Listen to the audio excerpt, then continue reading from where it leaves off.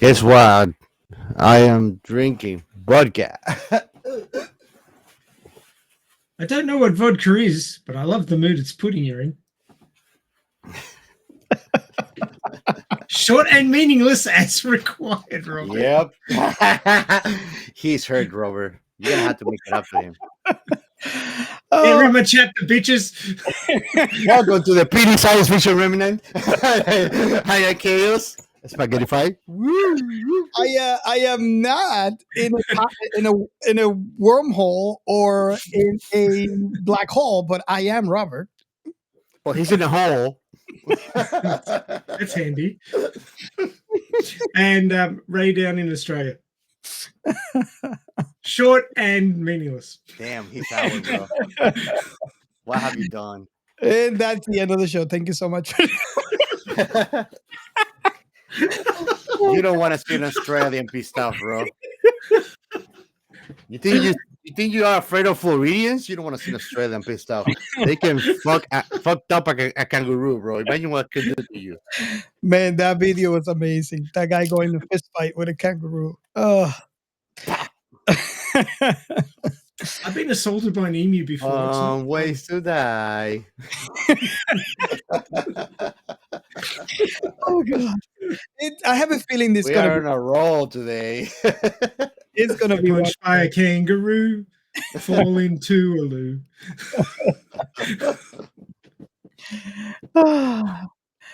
So what have you guys been watching? No oh porn, but sci-fi related. oh boy. I guess I was on a sci-fi binge. You're a sci-fi bender, is what you're on. You're a sci-fi head. You're a sci-fi head, bro. Ah, Sci-fi-holic. yeah, I think I'm making up for all the time that we were here and we couldn't, I couldn't I watch. think that everything that Roberts watches now, if it doesn't have at least as a subcategory sci-fi, doesn't go into the TV. It's not allowed. Yeah, you should see. There's a filter for It was. on It sci-fi was. shows. He was watching. He showed me. Was it Sally Meets Harry? Molly and Max in the future.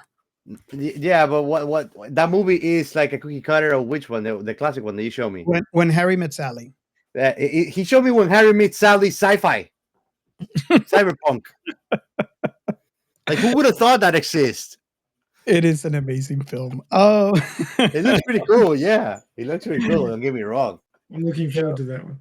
yep.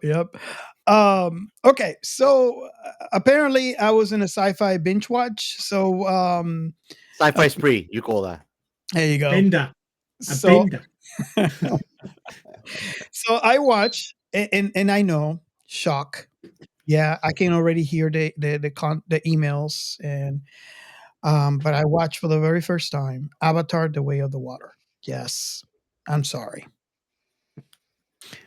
It took me a long time, but I finally watched it. Amazing, by the way. Really, really cool. Then I watch. Obviously, we alluded to this. I watch Molly and Max in the future. Um, one of and of course, this is one that we have planned to do an episode on. So the only thing that I'm going to say about that is the only time in sci-fi, in a sci-fi IP that I can think of. And please, I invite not only the host here, but your listeners. If you find something else, please let me know. I've been thinking, what sci-fi film out there captures the essence of the future from the point of view of two individuals? Just a very narrow view within their universe. And I cannot find another film. Usually, sci-fi tends to give you the epic view or some sort of like issue or um, war or something epic, or not necessarily epic, but it gives you a point of view to point you to the fact that this is a sci-fi world, a sci-fi universe, a sci-fi X, whatever that might be.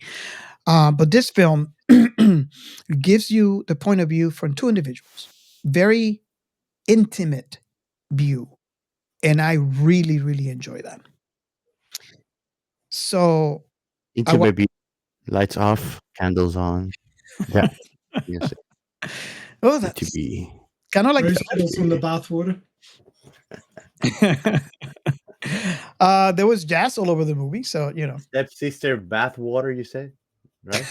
Rose petals, not stepsister. Ah, I'm thinking of the anime. All you need is stepsister. Yeah, all you need is a little sister. Oh, Great show, by the way. okay. Oh, the novel series of that just finished. Like they released the last volume just recently. I Oh, read don't it. worry, Ray. I'm not gonna read anybody else's novel until I read yours. I'm not gonna cheat on your novel. Yeah. Okay, you're just gonna leave it on unread. Yeah, there you go. But even on Red, there is like essays of comments till the last episode 9. But not on Oh yeah, 10. I There's know. 10.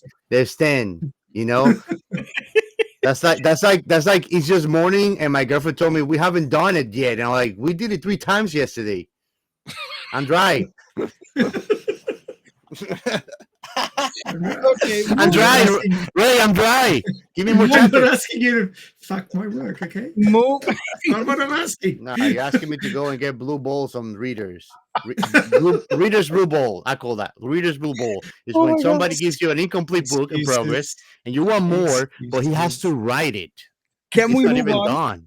Can we move Gio, on? Gio thinks it's easy to write. This, You do this is some like a writing, this is buddy. like a reader and writer marital discussion.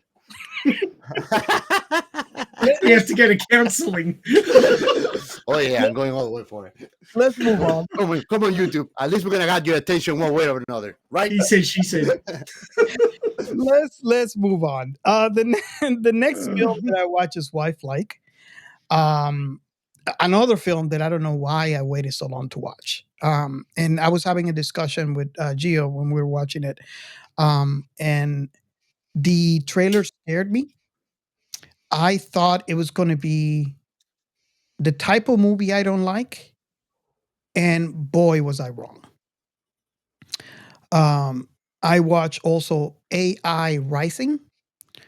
Um, Interesting film. I feel like this film was kind of like what homework will be in for a film university. Uh, it was pure art, pure art. I enjoy that film. Not quite the ending though, but I forgive the ending because of the aesthetics and how the film was filmed. Um, Another one that I watched was it was a British film called Robot Overlords. It says Interesting. British. Bottle of water. It was an interesting. It was an interesting. I apologize for all the British people listening to the show. Um, British.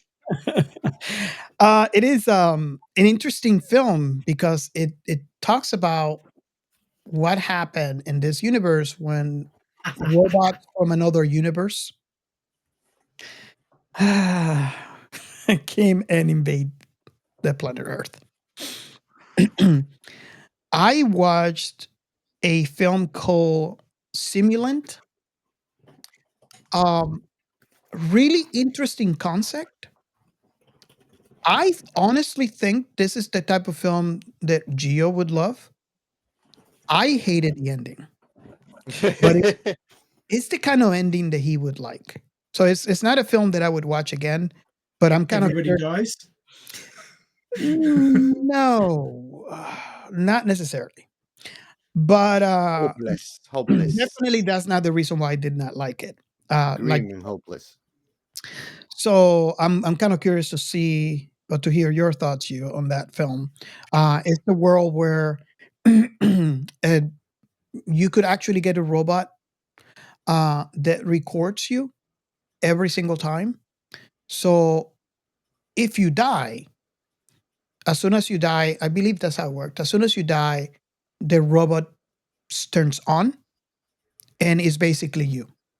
Backup Geo. So it's kind of like it reminds me of like a backup generator. When the light goes off, it Yep. turns on, so you don't even feel it. There's not even a flicker in the lights because they You generated. know, it's creepy the way that you put it, but there's actually an episode in Black Mirror that is like that, where the wife like lost her husband and she had a daughter like 7 8 year old, and she ordered a robot that was just like him, and she kind of tried it, but she was like uncomfortable about it because of course it's your not too long dead partner, Mhm. and it was weird. She connected with him. It felt like him. The sex was even better because, of course, but she kept him locked up in the basement, and she would only let him see the daughter on her birthday because she asked for it, and she was uncomfortable about him. Like she couldn't stand it by the year, and it Wow. was like interesting to watch. You know, the Black Mirror does that thing, and So yes, now so I a get it. walking so a Yep. walking talking dildo. Yeah, resizable, adjustable. Great.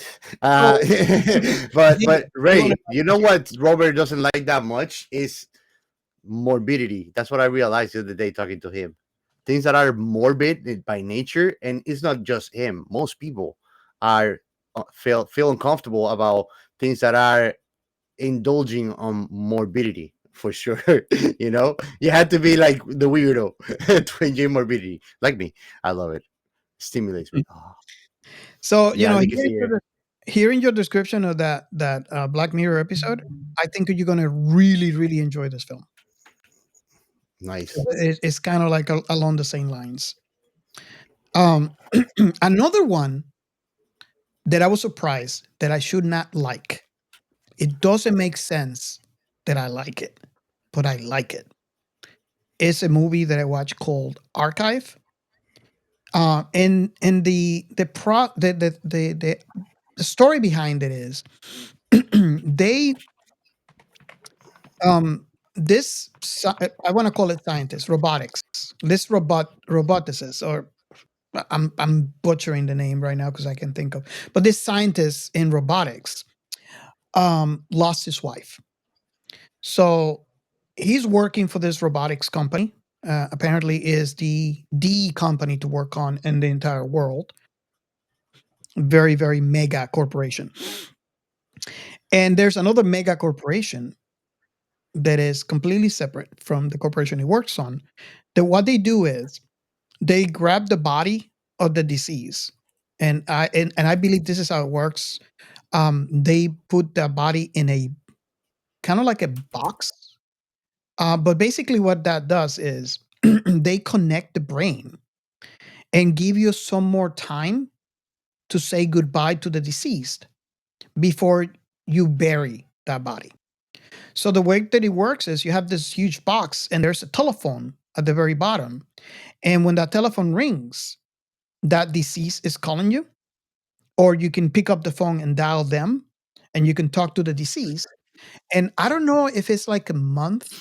Then after a month, the synapses degrade enough, then they have to like, you know, that's the final why and they take the box and they bury the person. So the whole idea is this science robotics person was working behind their backs of the corporation that he was working on a robot. And he was thinking of cracking the box from the other corporation to get his wife out and into one of his robots. And in the process, he gets accused of corporate espionage. So yeah, I'm not gonna say much, but it is a really good concept. The twist at the end gave me whiplash. I was not expecting the ending at all. I was like, holy crap. Um, Again, it's not the type of film that I should be liking, but I love that film. So I'm kind of curious if you guys ever get to watch it, what your thought is, and if you got caught by that twist at the end. And to end my oh my god, you could tell that I've watched a lot of sci-fi.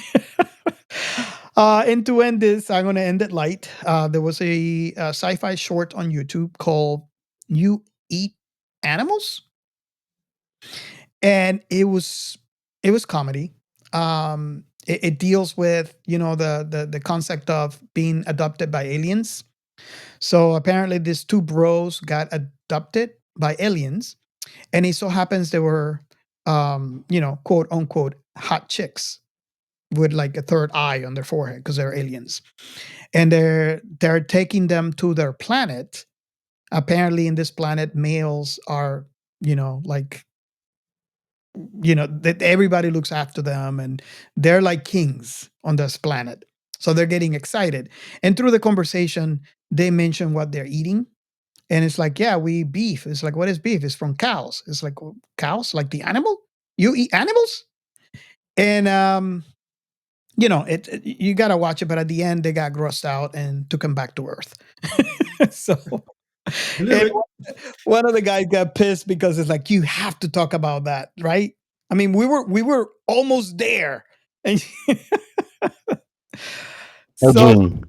yeah, it was very short, but it was very clever. It was very funny. I really enjoyed it. It's you can search for it on YouTube. You eat animals? Question mark. And that is all I've been watching, which seems like a lot sci-fi There's related. a Just that. you Just got that. The those amount are of things rookie that Ray and I numbers. have watched in a week. Those are rookie numbers. You got to pump those numbers up, Robert. Yeah, I gotta make up for all the times that so I'm coming in strong. Me. And the next No, three I think all recordings right. will be absolutely blank for Robert because he's so busy catching up on work. Yeah, Ray, so what have you been watching, buddy? Myself. Well, couple of things. First of all, I fixed the robot overlords thing in your list there, Robert, because I thought that it needed adjusting. If you have a quick read.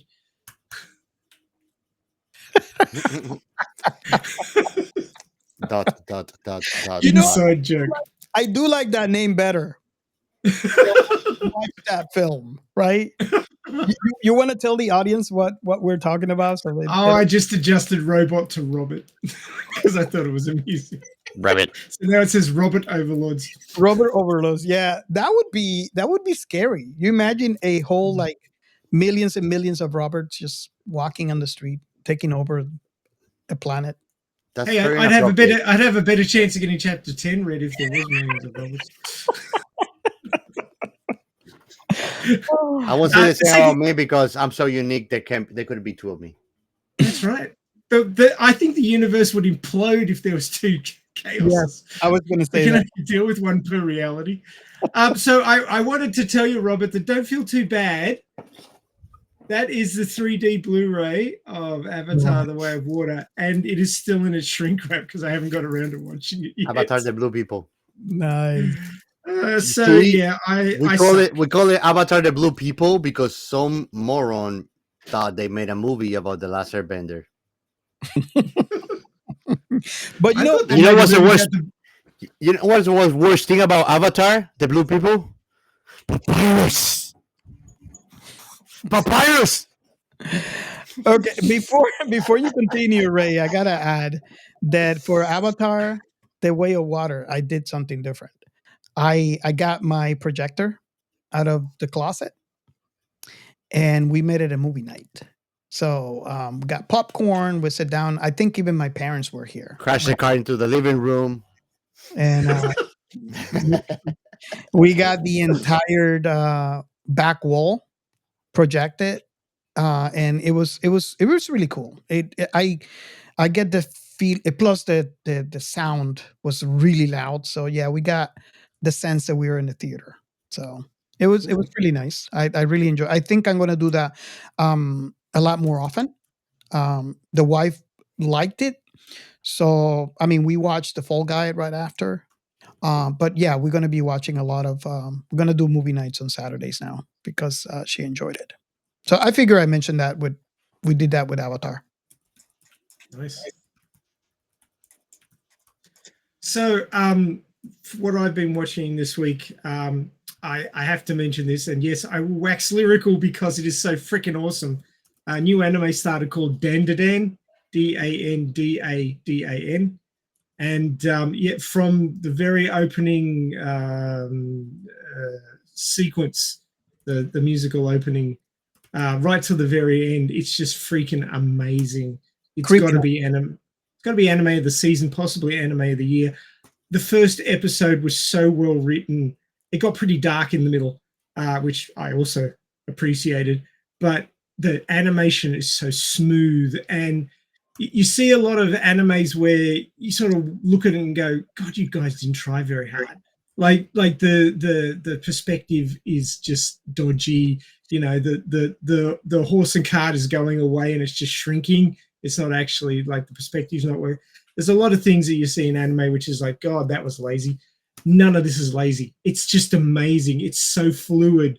There's shots where, like, in an anime you get a scene and it's held in one position and the characters move around. No, not in this one. The scenes rotate and they're perfectly smooth and all the perspective is spot on, and the way the characters move, it's just incredible. They've put so much work into this anime, and this is just episode 1. And, you know, episode 1 was written so well, I don't really feel like I need to see the rest of it, although I will.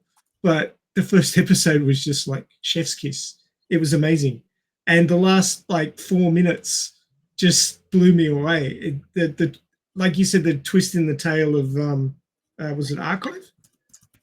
Maybe Archive? Yeah, this had a fantastic twist. I was just like so impressed, and I should have seen it coming as a writer, but I didn't. So yeah, highly recommend Dan to Dan. Check it out, even if you only watch the first episode. Maybe that's all you need to watch, but it looks great. I'm looking forward to more of that.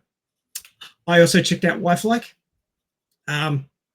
Lots to talk about there, and hopefully we will sometime soon on the pod. I've been sort of hooked on these. Wife Like, something to say. Yes, I thought you'd be more interested in that side of it, right? If you guys were not in the watch party, you missed. You missed the parts when they were in the shower, just standing one next to another, and she was being like weird. Like, I love that shit, bro. It's like, yeah, bro, make it weirder.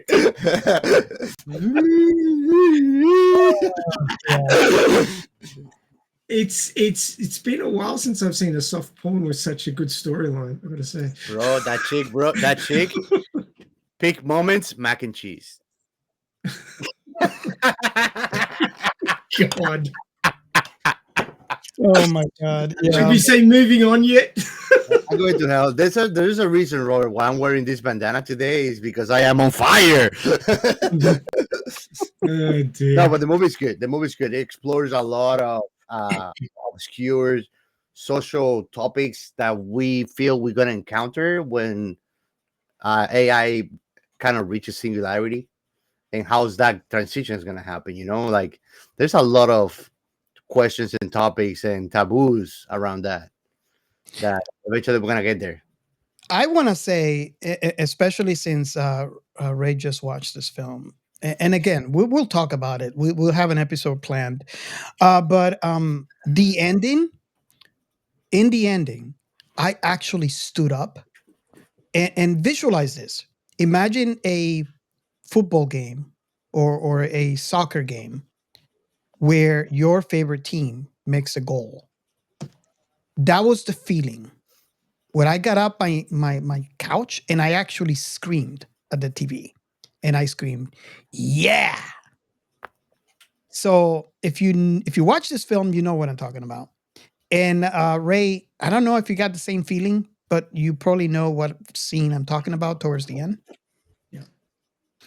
So yeah, I just have to mention that since you watched it, to see if you got the same, thought, the same reaction that I got.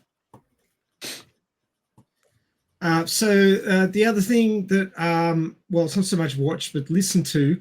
I've kind of got hooked on cheating wives' tales stories on YouTube. There are thousands of them. Oh my God.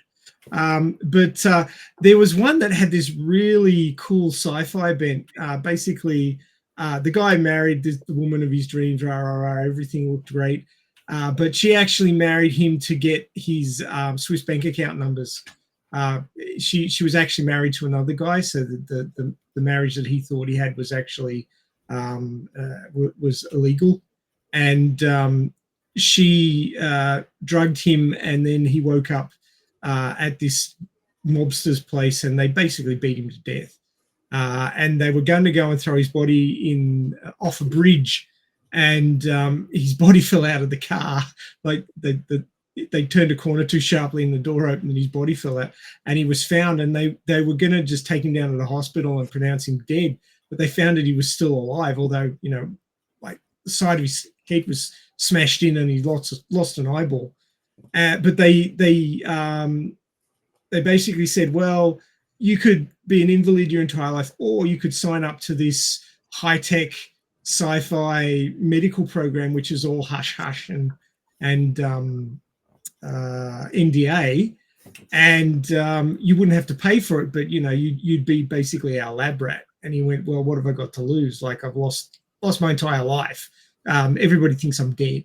So they rebuilt his skull and gave him an early version of a cyber eye, and he had nanites running around his body healing him and all this sort of shit. It was really cool, that side of it. And then he got his revenge in the most horror. Like, Robert, you would have been cringing if you'd listened to this. Yeah, there was hammers and nails and penises. It was, but anyway.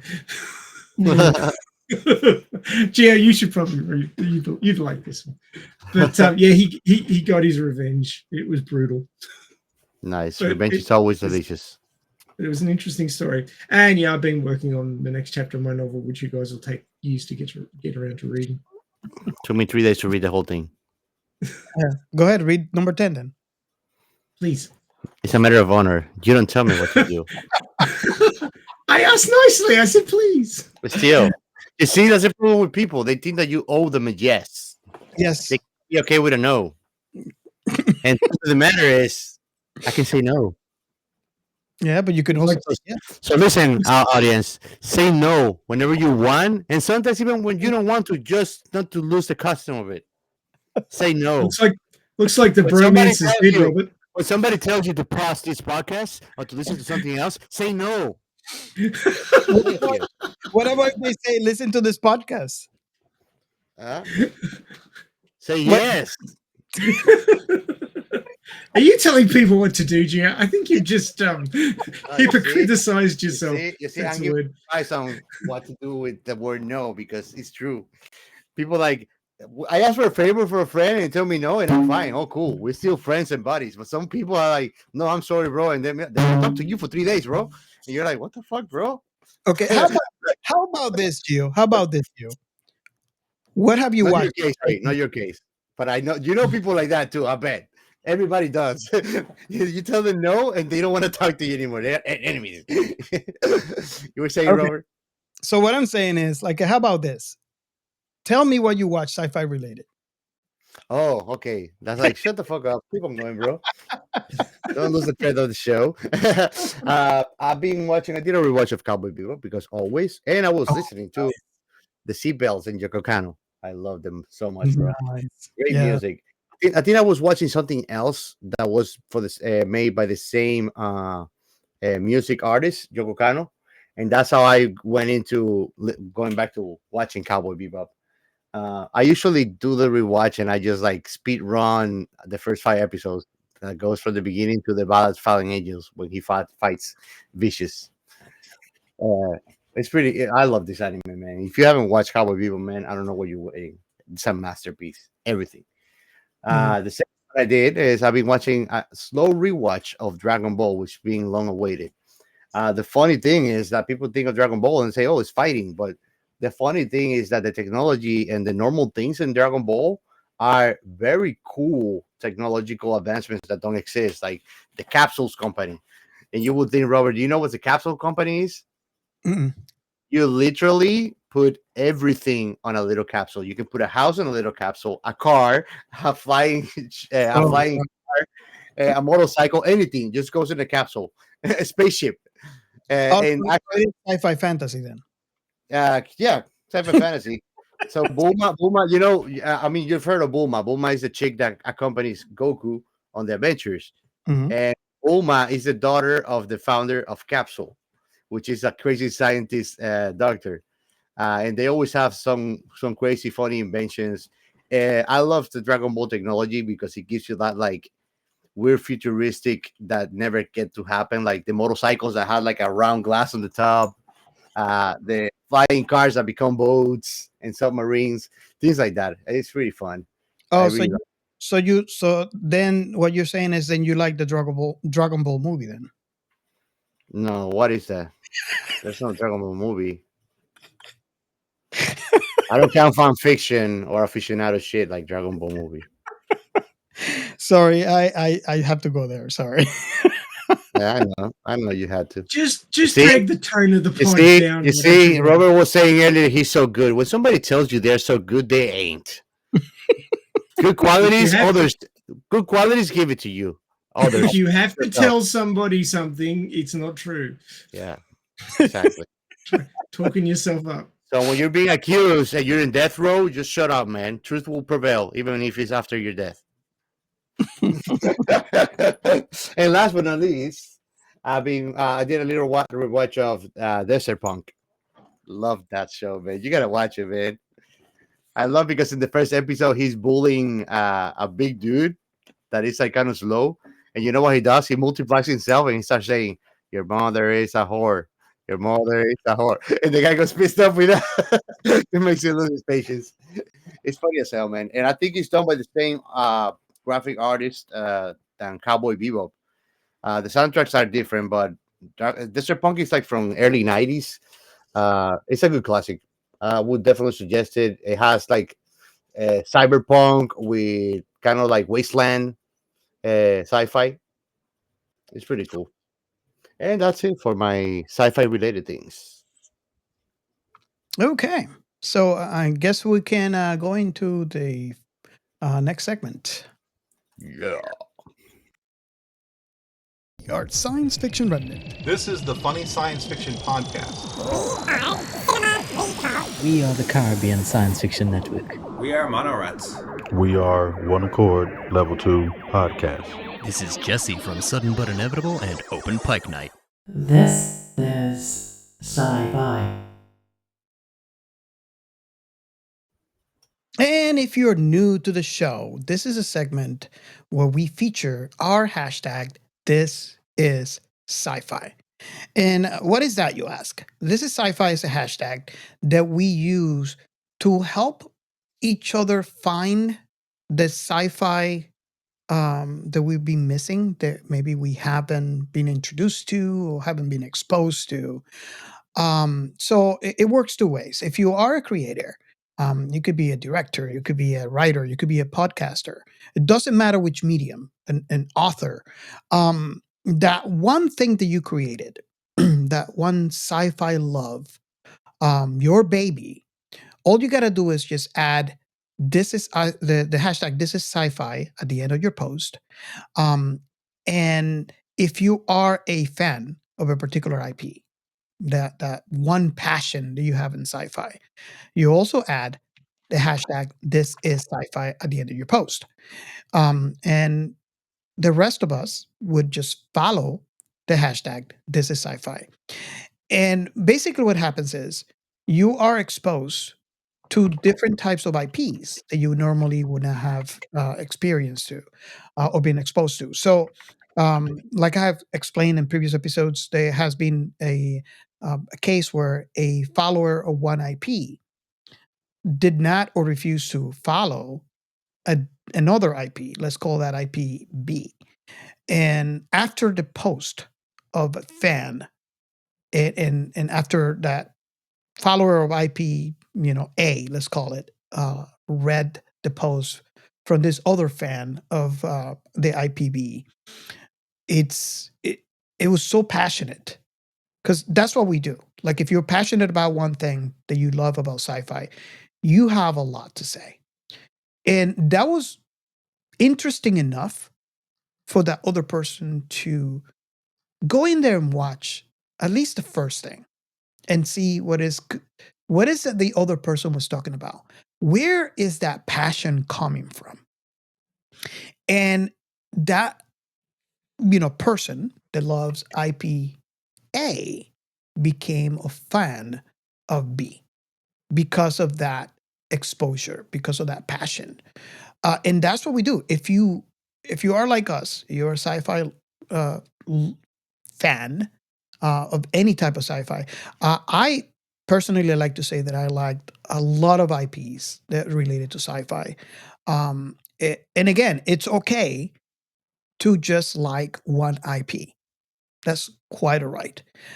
But the thing is that if you're able to share your passion with the sci-fi community as a whole, you not only will gain new people to your IP, or in the case of creators, to your creation, but you also gain a new conversation. And who doesn't love an amazing conversation about the thing that you love so much or the thing that you created?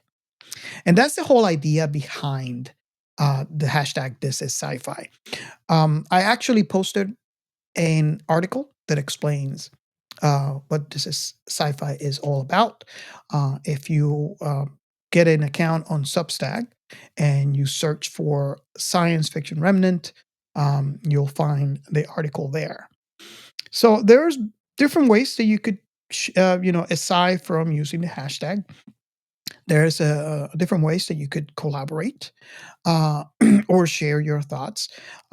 You could call our hotline. The hotline is 1305 563 6334. And give your thoughts. Explain your passion. Give about the IP that you like, or if you're the creator, the passion that you had on your IP.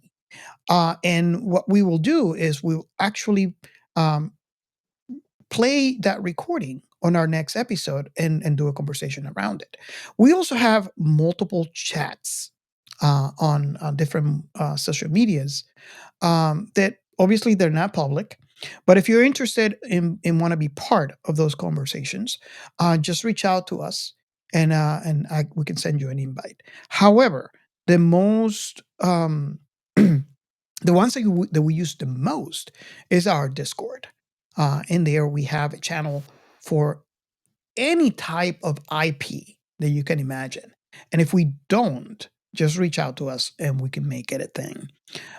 So you can join us on Discord and talk about your specific IP. So that's all there is about the This Is Sci-Fi hashtag. Do you guys have any you guys like to add? Oh, by the way, for if you are a YouTube subscriber, and if you're not, why not? We are actually um, displaying one of the articles that I have written on our Substack, which, by the way, is new for us. That explains. It's one of those articles where I talked about sci-fi. And one of the great things that I like about Substack is that at the end of the article, you could actually comment, and we can have an entire conversation. You giving us your thoughts of what I have written and where you think I should, where I went wrong, where I went right, or what any other thoughts that you probably think that I miss. So yeah, I invite you guys to join our Substack, and that's just another way that we can share the conversation on sci-fi. And Ray, I know you're sharing. Can you tell the audience what is the name of the article? Scroll back up to the top. The impact of science fiction as a thought experiment on humanity. Yeah, I really like that article, and I might be a little partial because I wrote it, but do you guys do let me know if you read it. What do you think? Anything else you guys like to add before we move on to the next segment? I got one. Okay, go for it, boy.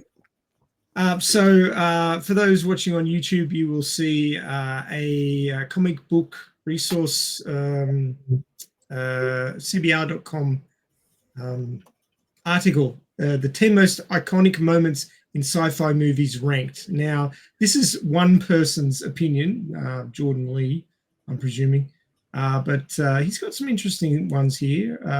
At number 10, Jay becomes an official MIB agent in his unique fashion. If you remember Men in Black from 1997.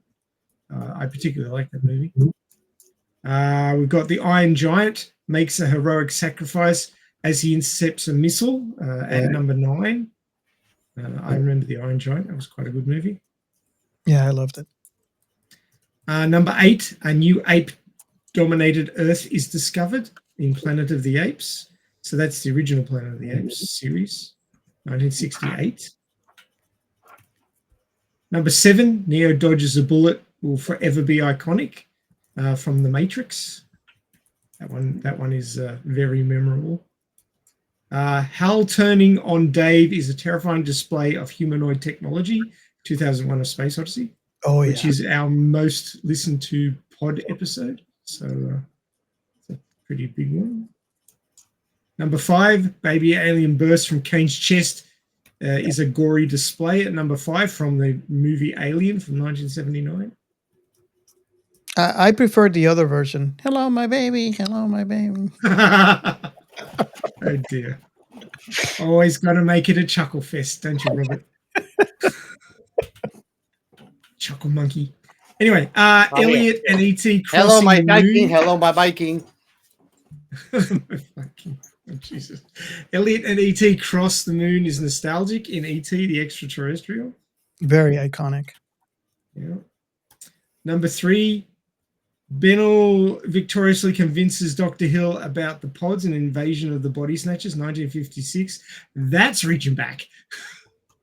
Oh, yes. Number 2, the T-Rex attacks is an iconic adrenaline inducer in Jurassic Park. Yes, I've recounted my story of watching Jurassic Park in the cinema, and the first time the T-Rex stuck its head out and gave that roar, I nearly climbed over the back of my seat into the lap of the person behind me. it was terrifying. Oh my God! It didn't help that I was in the third row. That thing was huge. And of course, my daughter, who was a toddler, was applauding. Applauding the howling T-Rex. And the chewing of people by the T-Rex, yes. While other toddlers were running away. She's the opposite of you, is she? Yes, she is. All the toddlers were running away, the parents after them, and my toddler was on top of the chair applauding and laughing. They don't make him like that anymore. Luke battles his father is the most memorable cinematic moment at number 1 from Empire Strikes Back, which, yeah, it's pretty iconic, I got to say. It really is. So yeah, that is the list according to CBR from this article, which is cbr.com/iconic-sci-fi-moments. So you can check that one out and have a good read. Robert is getting possessed. Luke, I am your father. You gotta say I'm your daddy, bro. Nuh-uh. Who's your daddy and what does he do? Chaos. Chaos, did you have anything to add on This is Sci-Fi? I thought you did before Ray. No, I was just gonna tell everybody, remember everybody, what I always do. Just add a hashtag to whatever you're looking that is sci-fi related. Doesn't cost much. Actually, it's free. And the funny thing about hashtags is it's universal. It goes across mostly every platform you can think of that you use for social media. So go ahead and do it, and I promise you, the results are gonna be way more satisfactory. You might actually make new friendships that will be for the long ride, like these two fuckers here that I found in my life. So use it. Yeah. And that's the cool thing. I mean, we have found a lot of friendships via that. Outside this pod, obviously. Yeah. So that's real ones and funny ones. Real ones. I don't know. Yeah, it's actually. I found a lot of people that I didn't know that they had so much passion about something I do. That sometimes you like something so much, and like you don't have who to share it with because Oh yeah. I can share with none of you, for example, Berserker. You guys are not like crazy into Berserker like I am. Most people, normal people, are like that shit is fucked up. I'm not gonna watch it again.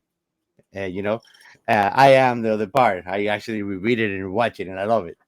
And when I found somebody, like I had three friends that we are like crazy about Berserker, and it's like, oh, I found you, bro. It's like you find a brother of the cult. That's what Yep. it feels. It's a good Awesome. feeling. Okay. Yep. Finding your clan is one of those great feelings. Yeah. Cult, not clan. Cool. Okay. So there's something I want to say, right? And here it goes. It's not a surprise. And for the shout outs of this episode, yeah, Robert, you're not gonna surprise me. I'm sorry, I'm ahead of the curve. When you were going for the cake, I was coming with the flower. Ta-ta. Uh, I want to give a shout out, a special shout out to the Alpha Terra. Actually, these guys they are funny as hell in our Discord server. They're always active. They're engaging. They have great humor sense. But here's the fun thing about them: they actually make role playing games. Isn't that badass? So you should go and check them out. And if you want, you can look them up in Twitter X. You can look for the handle ARC_project HQ. Go and check them out. They're super awesome. They have great products. They actually make tailored to whatever the customer wants to. So you can contact them and make your own role play game. I think that this is awesome. Don't they have Uh, an audio drama? yes, that's true. They have video drama. Yeah, Nice. they do all kind of things. It's amazing the stuff that they make. It's very creative. I really enjoy it. Robert got me into D&D and role play recently, and now I'm a junkie. Now I need more. So Now I bought Tailspire and I don't have who to play it with. Can you believe that? yeah. So that's because you don't have rats, man. You gotta get rats. Rats. Lots of rats. Tailspire, man. Tailspire. We need people to buy Tailspire and play it. Because Tailspire is amazing. And I mean, they're not paying us to sponsor this, but I like the game. Yeah. It's awesome just to make maps and make your own campaigns. I mean, isn't that cool? You have all the assets in one program and you can play in there. You That's sound like amazing, man. a commercial. Yeah. You I know. sound like That's what I say. They're not sponsoring us. So yeah, But you should guys sponsor us. I do get you. I do get you. I love that program, and one of the reasons that it's the same reasons that you mentioned is I don't find anybody that has it. The program is about $25. Mhm. So it's not that expensive. Worth every penny. Yeah, but I don't know anybody that has it. So that's why I can't really create There's only three of us, and one of them is your friend that I'm not sure if I should mention his name. Yeah, we shout out people here. I'm gonna shout out our friend Roy. Actually, awesome dude. Roy had it, and then you and I have it, but it's like we cannot play D&D with two people, you know. And Roy is super. I don't even know how is he doing. I hope he's doing okay, buddy. Yeah. Yeah. But yeah, that's the only people that I know that have that game, you know? And it's a shame because Tailspire is like a sandbox of D&D. I heard that you can even download preset campaigns like Cyberpunk campaign. You can just download the whole thing and you have the game in and you can modify it if you like. So Nice. that's pretty cool. But yeah, going back to the shout outs, last but not least, I want to give a special virtual kiss and a hug to my dearest, dear Nikki. We miss you. When are we gonna have you again here? Or did we actually manage to wear you out? There's more to come. Yeah, go and check her out. First warning ahead of time, guys. Her content is for adults, so make sure that you are over 18 and that if you're at work, it's not safe for work. So use headphones unless you want to share a kinky experience with everybody in the office, which I do not suggest. We'll get you in trouble. But she's awesome. HR will be calling. Yeah. HR will be calling. Yeah, right. You're gonna be pulled in cuffs for mental assault. But yeah, go and check her out. She's awesome. She is on the along the lines in between the bed sheets, stories, confessions that she reads, and of course, with her voice and character. Oh man, anybody can melt. It's awesome to listen to. I know I can speak for Robert and I that we're fans and we listen to her all the time. It's just a blast. And that will be all for today's shout outs. Yeah, I don't know if I sound like Ray. a radio personality, bro. I don't know if Woo! Ray listens to. Do you listen to Dear Nikki? We listen to Dear Nikki. I have listened to a few. Yeah, I really enjoyed it. It's definitely a cool product, but I do have to say, like Gio said, it is 18 plus. So Yeah. do make sure not only do you listen with headphones, but at your home or maybe in a car if you're driving alone. Hey, if you're feeling risque in a crowded place, that's fine, but put headphones at least. So you're the only one that is. Yeah, And it's not HR friendly. Yeah. it's not HR friendly. Okay. So Gio, you know what? You want to know It's what? time. It's time for what? The Anita Army News. Yeah, lip sync is very nice. I always feel like I'm dropping into the bowels of hell every time you do that. Fatality! Finish him! Basically, like that, yes. Give you that vibe, right? Yeah, pretty much. So, being the start of the month, it was a manga episode. So we're now into Angel of Chaos, which is like the 6th or 7th Tankobon volume out of 9. It's Angel of Chaos Panzer Bride Mission 3 Obsession. And basically this is the chapter where she ends up meeting Radio Chaos. It's a bit of a tumultuous trip through an underground river. They fall through a sinkhole into an underground river, and Alita and Koyomi end up being surrounded by mole men who they look like the mole men are going to attack them, but then they're saved by the arrival of Chaos, who is a man who can only communicate through radio waves. He's a bit of an odd duck, you might say. And he ends up repairing Alita because she damaged her lungs, providing oxygen for Koyomi in the underground river because Koyomi was suffocating. So it was an interesting and somewhat creepy in places chapter. So you can always count on the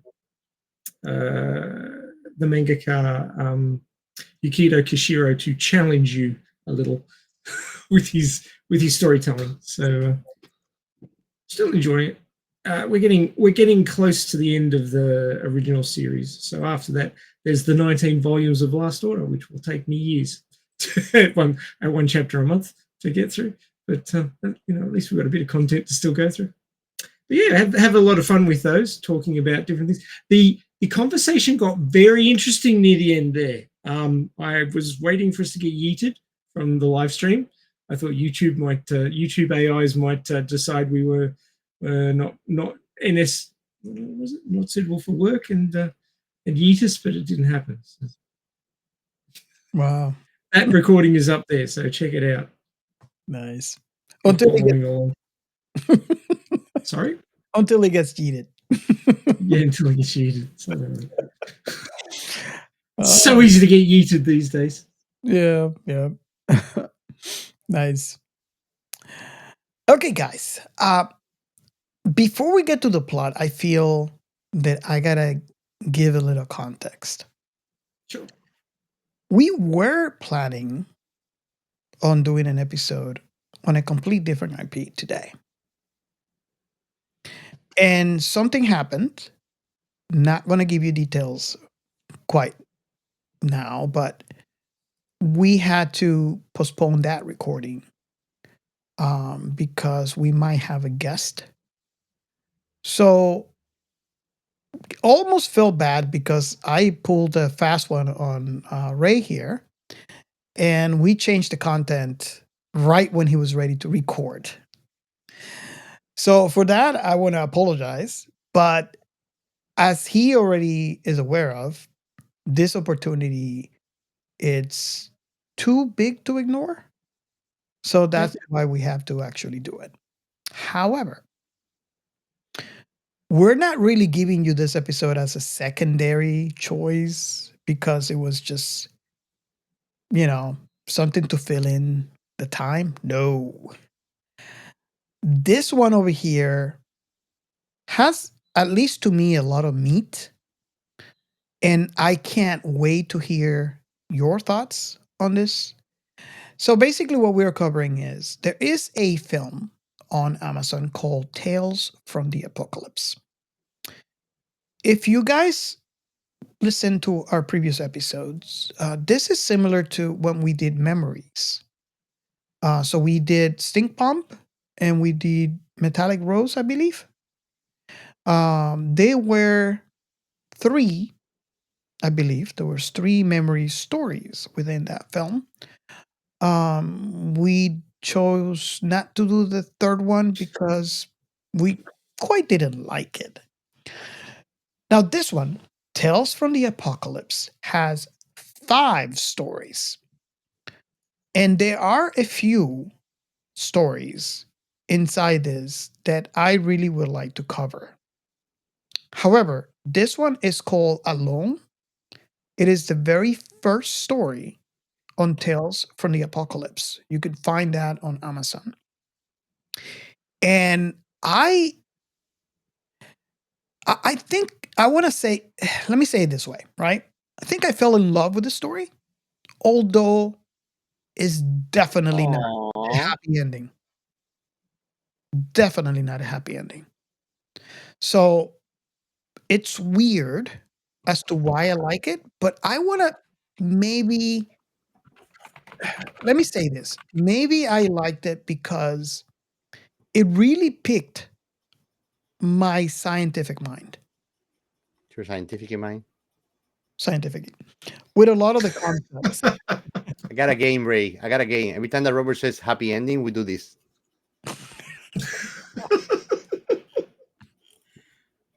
Well, you need to give him a hand.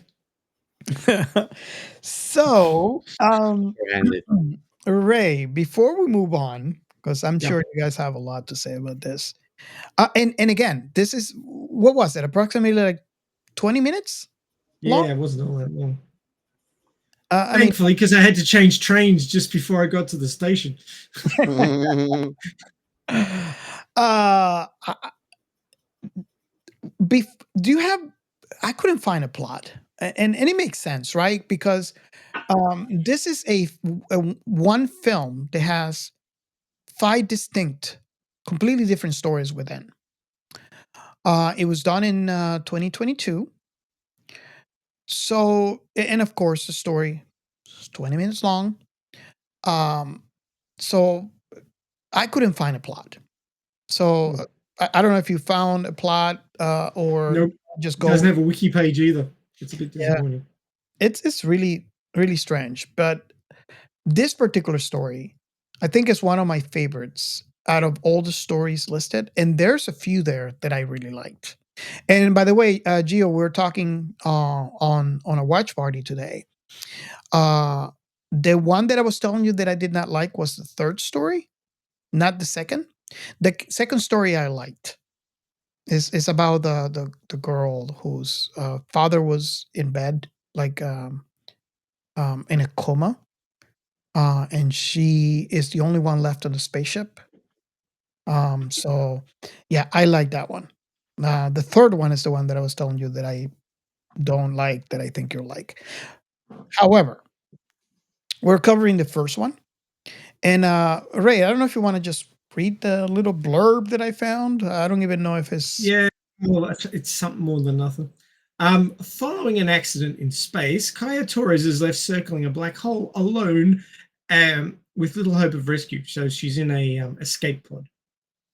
Reaching out into the endless void, basically sending out a distress signal, she makes contact with Hammer, a cartographer who is marooned on a distant planet. As they continue to converse, alone in their own isolation, they realize they might not be from the same universe, and that in fact the black hole is not a black hole at all, but a wormhole. linking realities.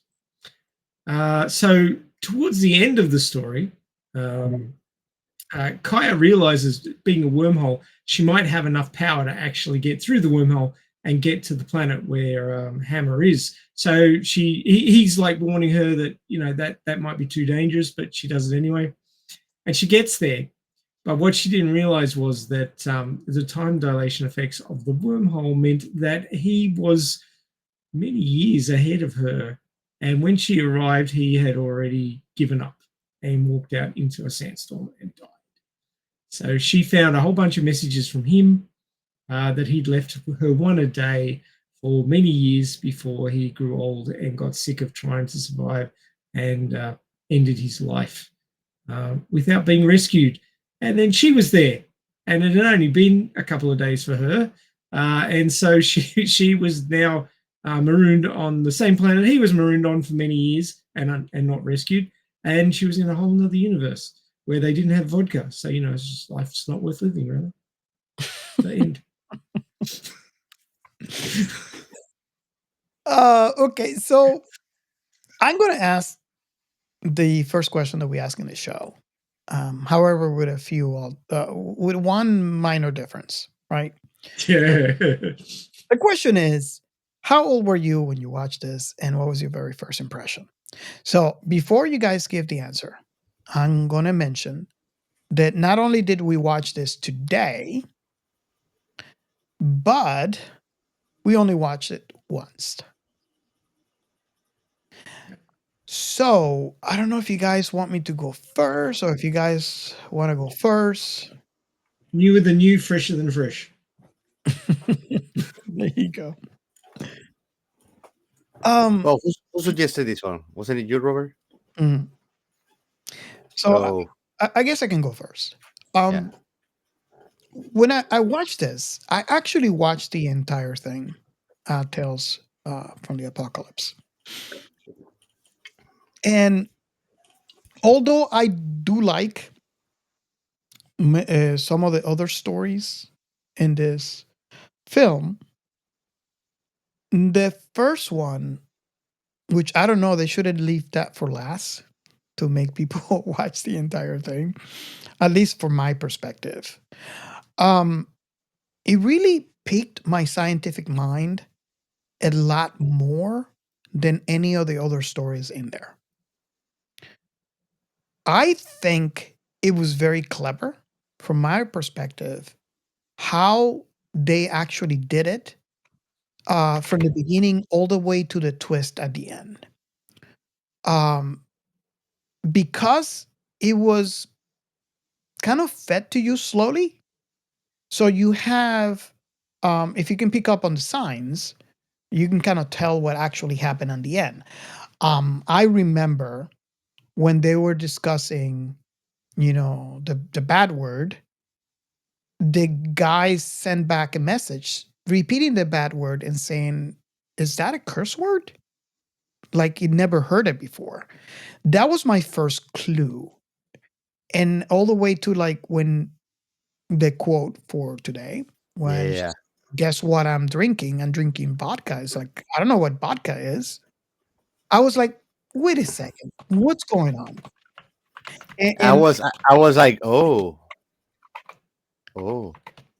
yeah, all right, I got it. that feeling that short made me feel is actually what I look for when I watch for a sci-fi film. And I think they accomplished that perfectly in the first 20 minutes. Would you say that it makes you feel things that nobody else have made you feel before? Well, when it comes to science, yes. Um, Of course. so What were you thinking, dirty mind? I enjoy this story and again we discussed this before, how we say that the film doesn't have to be an hour, 2 hours long uh to tell a story and to pique your scientific mind. Now, that's just my perspective. I still haven't heard from the writer here in this room. Um so what I'm going to say last is, this story left me wondering uh, and we'll get into it about the end and what happens next, which is kind of tricky for some of the short stories being told on a in a video format, because if you don't do it right, the whole idea is for you to be left behind with thoughts, like um, speculate as to what happens next, what's going to happen after, and thoughts about the entire thing that you just saw. And if it's not done right, if you're not given enough information, it could leave you blank. It could leave you wanting at the end, um, trying to guess what happens but not having enough information, which is tricky because it's already a short film to begin with. So you don't have enough time to provide the information that the audience needs. So in that perspective, I think it did a good job because, and we'll get into it later, because I have a pretty good idea what happens after the quote unquote credits rolled on this particular scene. So who wants to go next? I can go next. I was 2 days old too. It was very, very interesting the way that they made the plot, because you kind of go discovering what's going on as she is talking to this other person that she finds on the radio frequency. Uh, and I mean, their conversation was just interesting. Like, to think that, okay, this could be another reality, somebody from another universe, which could be another reality. Uh, what could it be? They're next to a black hole, you know? So that opens a can of worm for anything to be a possibility. And I mean, honestly, it lets me wonder. Like, at the end of the episode, they leave you inconclusive of what's going to happen. But to me, I feel like they are not gonna ever see the light of another day. They're gonna be there until they die. Because I mean, it's a black hole, man. Like, the only way that you can go is through. There's no other way to go out of black hole. There's no force created by something like us that could fight or meddle with it, if I'm not mistaken. I'm not a scientist, but I've watched plenty of documentaries to know that your ship is not gonna fly off the gravitational pull of a black hole. you know, so you better hurry to go in, and they didn't want to go in. But I mean, it was fun too because you have a sense of discovery too. They showing you like the things what she gone through, uh, places that she been through, and again, the interactions with Hammer were very wondrous, to say the least. Like, the way that they exchange knowledge, and she goes pointing out that these normal things in our lives, like vodka, and uh, what's the name of the moon from Jupiter? Oh my god, Ganymede? eh? Ganymede, I think. No, there's Titan? a Io? eh? You said Was it Io? no. Titan? Titan, Titan, Uh, Titan. Titan is always the one that we go in mind in all the sci-fis. Yeah, I Remember think Titan's the moon of Saturn. Saturn? Yeah, I think I don't remember the metal that he has. I think it's gold. Actually, that Titan has. What metal? Wait up. Now I want to know. Professor Google in action. Stainless steel alloys, aluminum alloy, copper alloy, brass alloys, Titan Corporation. Yeah. So yeah, that's gold there. That's why we always in sci-fi are actually. I feel like we've spoken before that sci-fi sometimes projects our future, uh, and I don't doubt that that's gonna be one of the things mining Titan for real.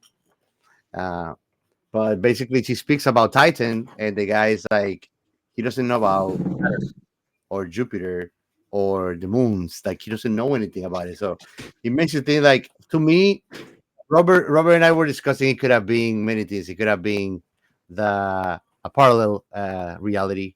It could have been another exoplanet where basically molecularly their DNA is very similar to ours because their conditions are very similar to ours.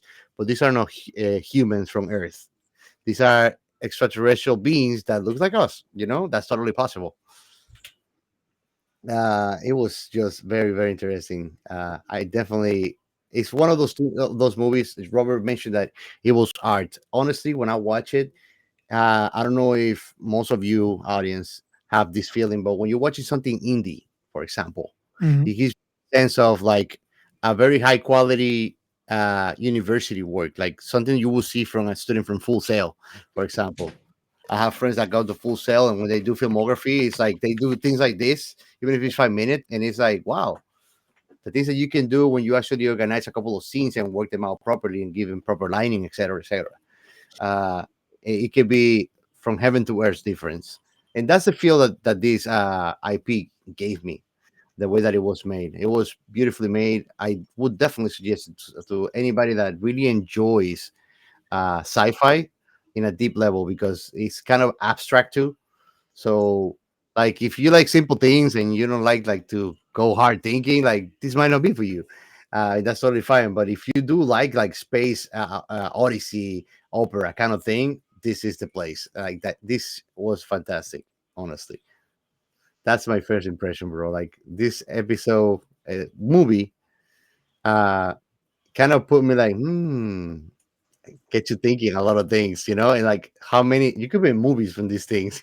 Yeah. I was gonna say Like, I can enjoy like at least one season because there's I a lot mean, of questions. There's a it lot. is still wondering, like where did she come? Like, how far has she come along You know to get to where? what was her mission? Why was Yeah, the ship destroyed? this movie starts at the end of her mission, literally.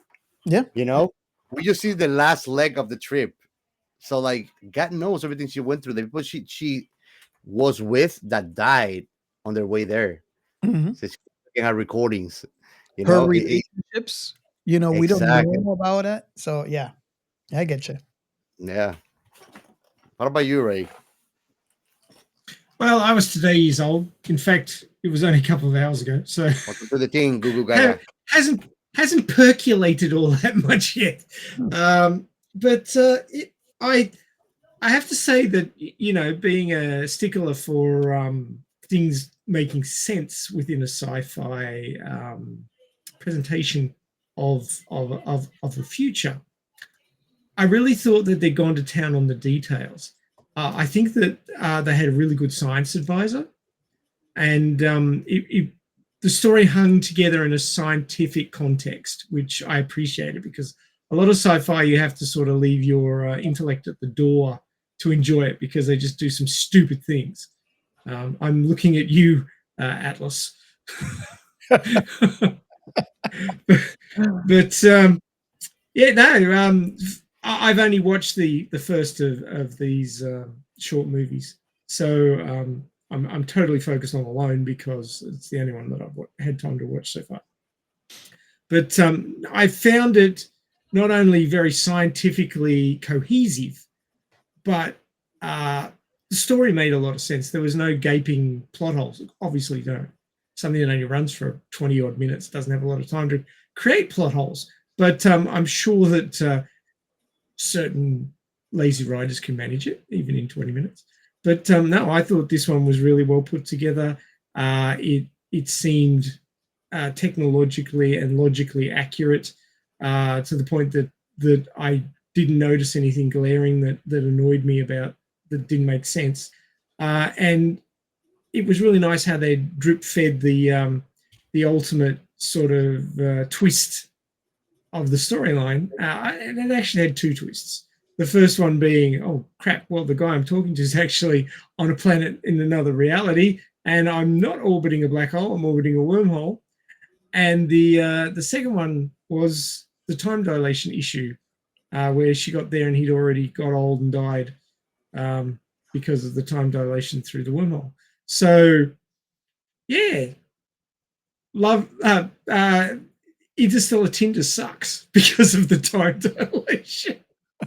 It's about all I can say. Awesome. Imagine you go to a poo poo break, and when you come, your friend dies. What a load of shit. How to kill the glamour in a tragic event. That's right. There's one thing that I want to bring up, and again, if you are not on our Discord, you missed out because this happened on our watch party. Like I mentioned earlier, we normally do watch parties on our Discord, um, where you can join and we can discuss and watch the thing that we're covering. So we did a watch party on this section of the film, only in alone, and we were discussing, Gio and I, um, that this would really suck. Um, the beginning of this short film, it's kind of nightmarish in its sense because I mean, if you visualize, and I guess that's one of the things, one of the hooks that I feel they used for this story is that the story begins where something horribly happened, where she had to go into a escape pod to escape the destruction of whatever ship she was in. We have no idea what they were doing. We have no idea what happened and how they got Mhm. destroyed. We can only assume that it was related to the black hole. But we know that from the beginning of the film, all we know is that she was already on escape pod, escaping the destruction, which at the time she didn't know what was happening. She had to escape. But Mhm. a few minutes later, we see her getting off her chair, looking into a window, and discovering that her ship was destroyed. Escaping the escape on the escape pod. There you go. So it is really scary. It's bad news, bro. And, Because escape pod, just for the record, guys, means that you're gonna go. You're just prolonging your death if you don't go to the right place. You're just going to get stranded somewhere. That's what escape pod means. It's not dying on outer space, and probably dying wherever you land if there's no form of life or survival. But oh God, no. Oh no, You bro. you want to hope that you don't crash land on a planet full of dinosaurs. If you, 65. I mean, honestly, how outer space is in the universe. If there's oxygen, I try to survive with the dinosaurs. Give me oxygen. That's my first concern. You don't even know if there's oxygen where you're landing, you know? let, let me paint this That's picture. how fucked up is space. Let me paint this picture and how the director and writers of this particular scene just hooked you into watching the rest, right? You're an escape pod. Your main ship is completely destroyed. You're the only survivor, and you're circling a black hole.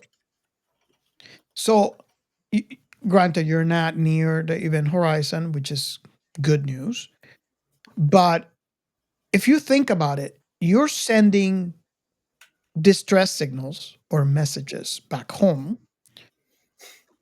The closer you are to a black hole or um, wormhole, doesn't matter. It's kind of like the same effects.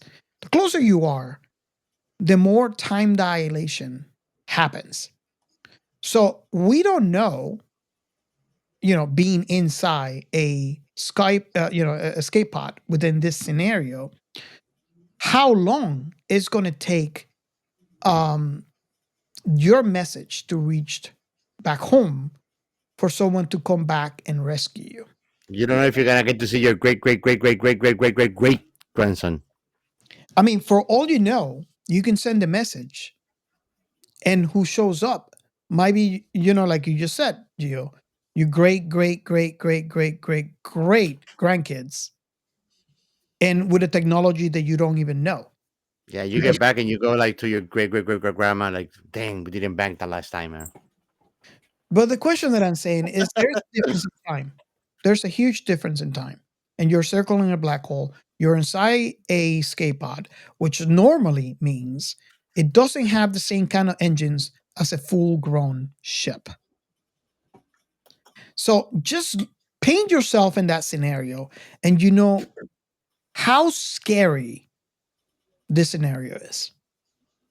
I mean, it doesn't show it, but once you really think about it, once you put yourself in that scenario, you realize how scary this thing is. Honestly, you don't know if you're gonna find civilization back there. Well, Not even. near, you don't know if you're going to be able to escape the gravity pull. That's the first thing. Like to me at the beginning, like I will say that's what Ray mentioned. Like not accurate scientifically is it doesn't matter what kind of skateboard you have. Make it once you're inside that area. I think that there's not much of the lightest force of the pool that you can escape. It For will depend the size of that black hole, but when you feel in that pool, you're already trapped forever, as far as I'm concerned. Think about this, for example. The greater the mass, the more gravity, right? So for all we know, the reason why that ship got destroyed and not the escape pod is because of mass. So I know we're talking.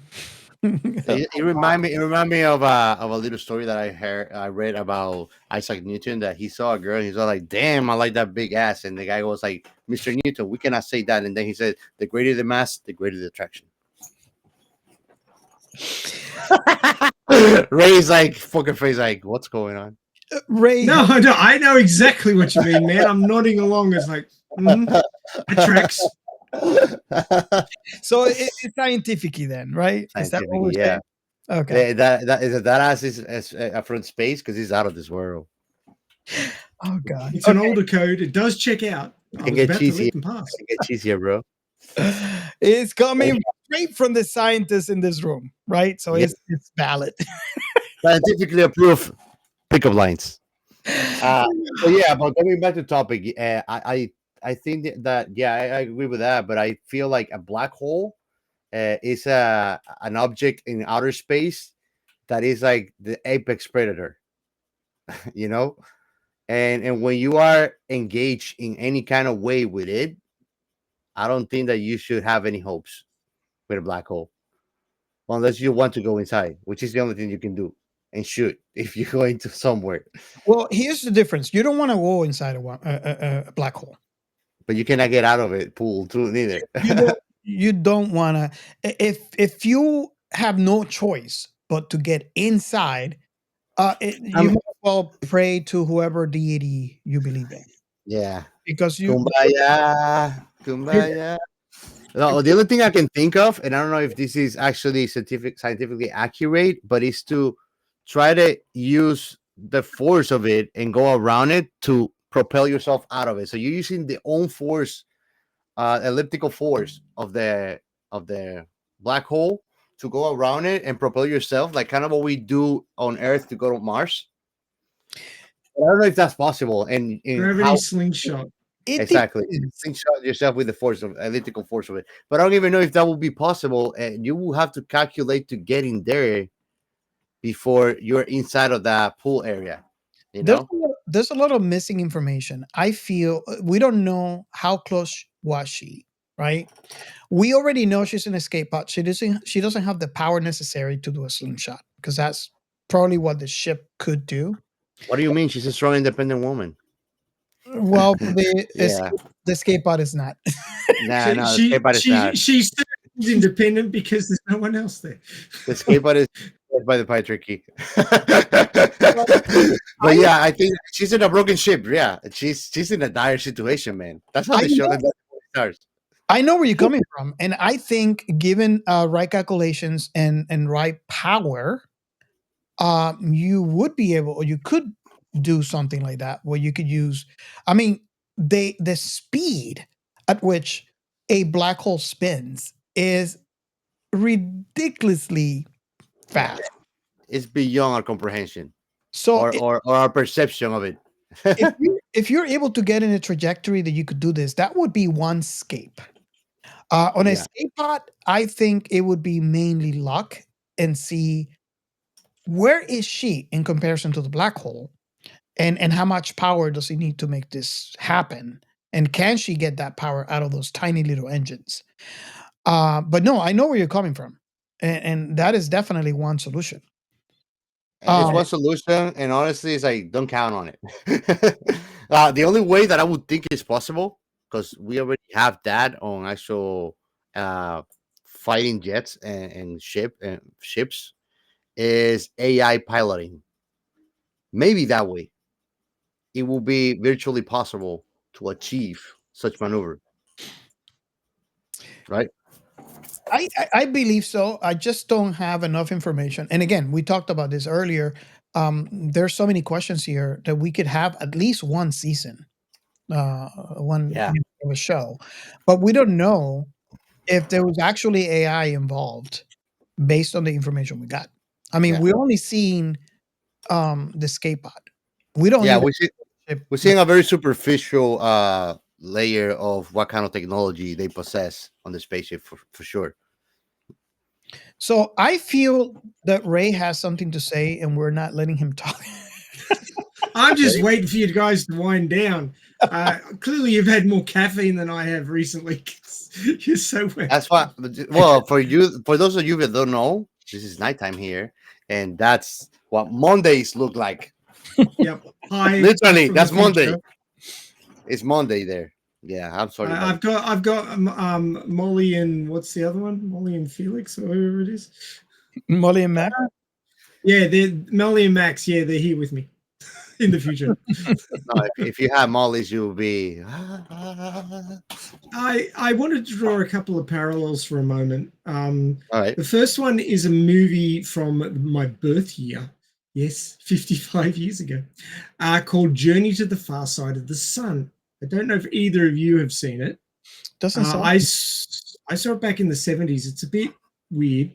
I bet the release was hot. Yeah. Yeah, well, it's to the far side of the sun, not through the sun. But it was also called Doppelganger in some countries. I've seen this movie on TV back in the 70s, and I remembered it because I thought it had a really interesting premise.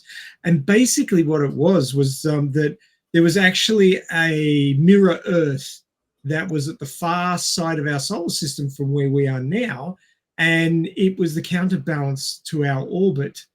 And the two planets orbited in synchrony, but neither of them could see each other because of the sun in the way. wow. So the only way to find out that it was there was to send a manned ship around to the far side of the sun. And so we did. And that person arrived on Earth thinking it was our Earth, but it wasn't. It was the mirror Earth.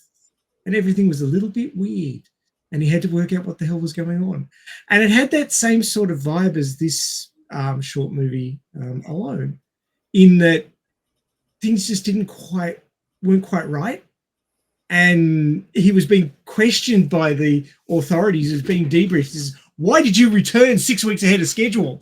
And all this sort of shit. And he's like, I don't know. and he's trying to work out what, and finally he works out, holy crap, this is a mirror Earth on the far side of our sun. And he looked in the mirror and it's like, da-da! It's like, it's mirror Earth. Oh my god. Wow.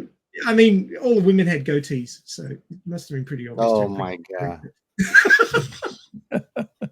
to borrow Star Trek. And Doggy, and you're pulling her goatee. Mm. Don't give me ideas, Ray. I'm kidding. The women didn't have ghosts, but maybe it's a goatee split in two. It had that same sort of vibe as this particular short movie. So I found that interesting.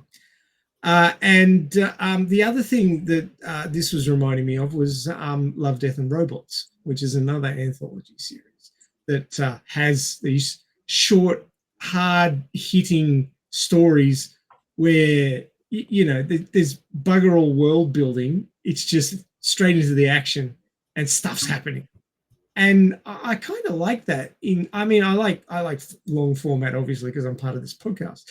But I do like short, snappy stories that have one or two little twists, and then you're done, and you can enjoy them quickly. But it doesn't mean that they have less meat, as Robert said. They do. They have a lot of story packed into a very short amount of time, and you can have a good long think about them, and what they actually mean.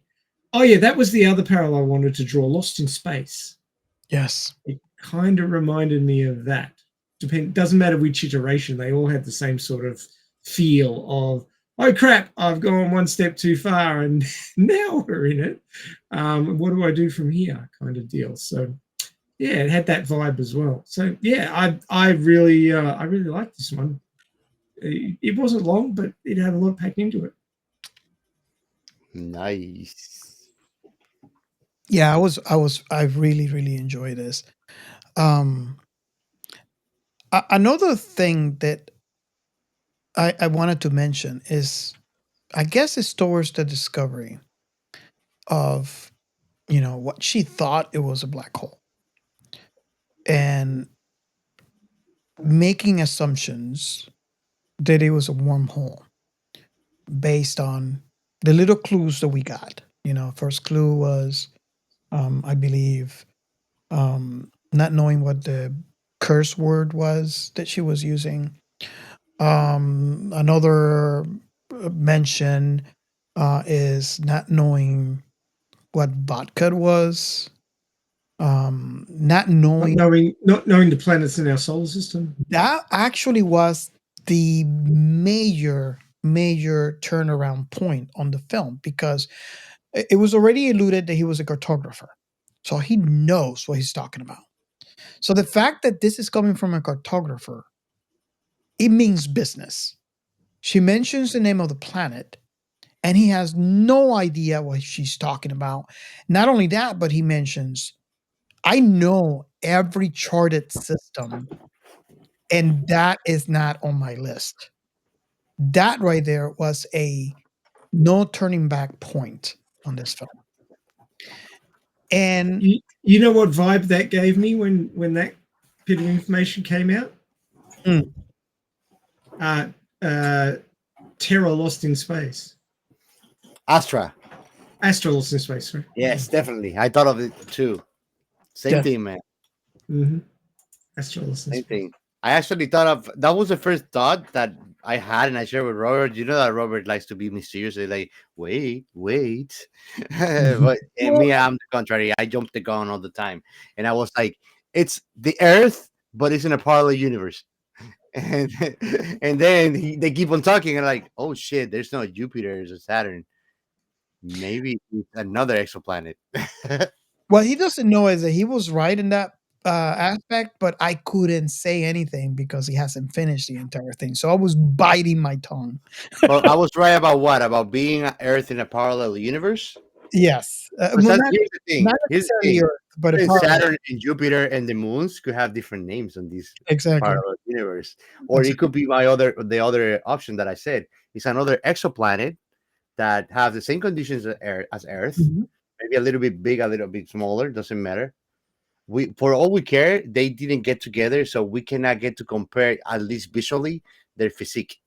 He could be taller or a lot smaller than her based on these things, but it could be another exoplanet, and he looks human because it's the same conditions, and they could be that could be it. There could be other human-looking aliens that are aliens that they are on another exoplanet. And that's it. Well, technically, he was an alien Yeah, by definition. definitely.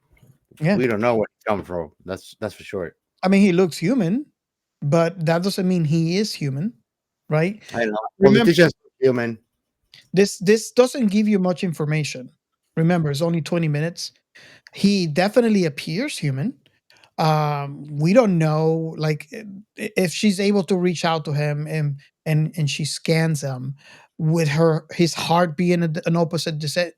We don't know. We have no idea. There's not enough information for us for determining that, but it would make sense. He could have been from Gallifrey. You never know. Yeah, true. If I concert pants. But here's the thing, right? And the reason why I started saying that is, I think it was clever of her, Yes, definitely. get energy readings, and sent over to him, to Hammer, for him to analyze. And when he came back and said your energy readings are backwards, that lets me to, that leads me to believe that something was odd. But was it enough for you to determine that the black hole was not a black hole but a wormhole? I guess I know where she's coming from. There's no planets around. She's getting this communication, so it's coming from somewhere. So it must be coming from whatever she considered was a black hole. But the question that I wanted to ask you guys is, do you think that was enough for her to take a leap of faith? Because I felt like she took a leap of faith, which turned out to be okay. But being you in her position, I guess I would have taken a different approach. If it is in fact a black hole, I'm already dead as it is.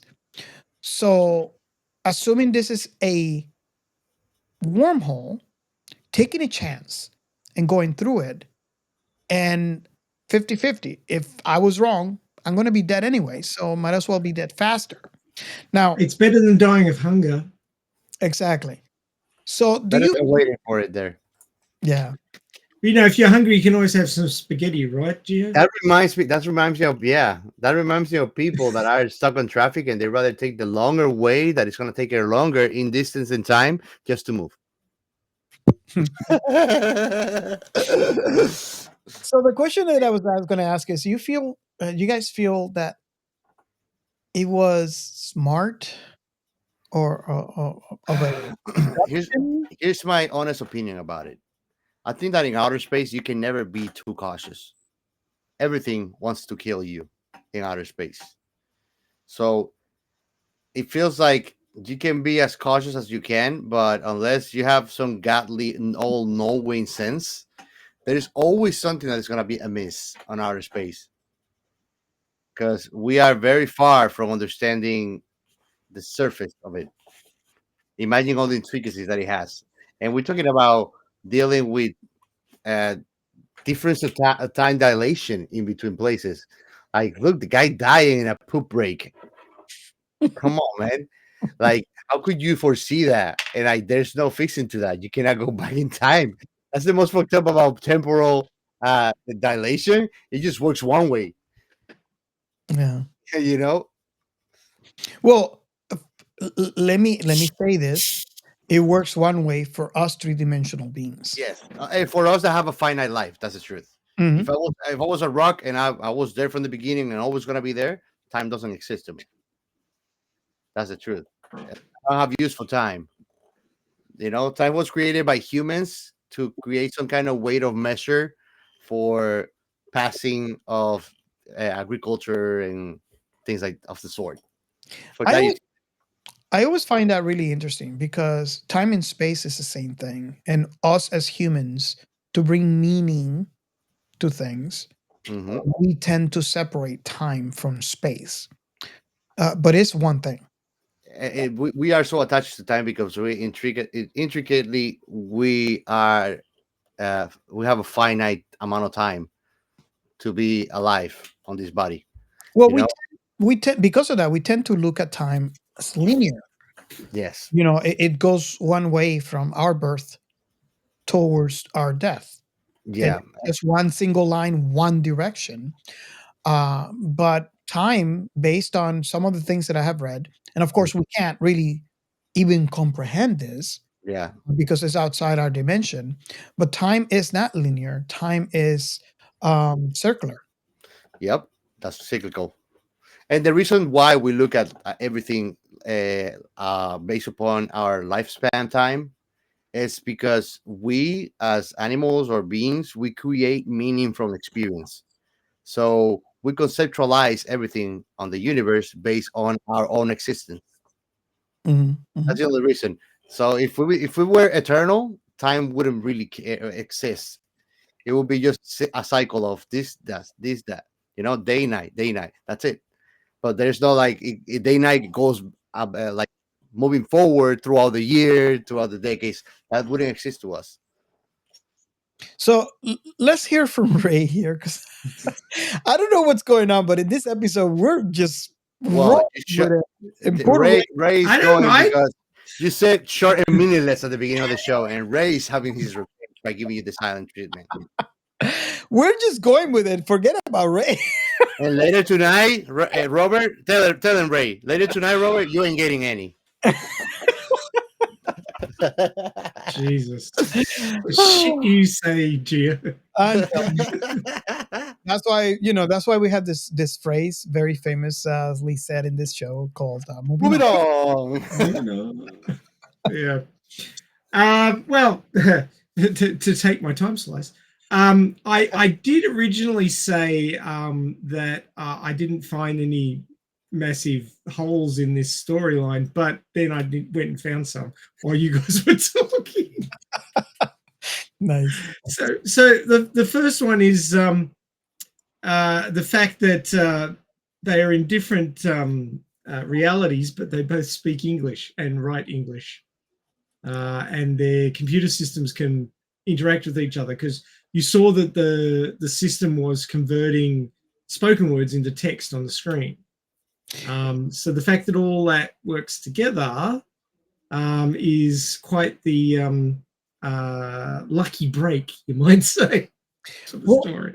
I want to say, and please correct me if I'm wrong in my statement here, but I want to say that is half correct, because I like to assume, and again, I'm assuming, that's why I want to hear your thoughts on that. What an ass of you and me.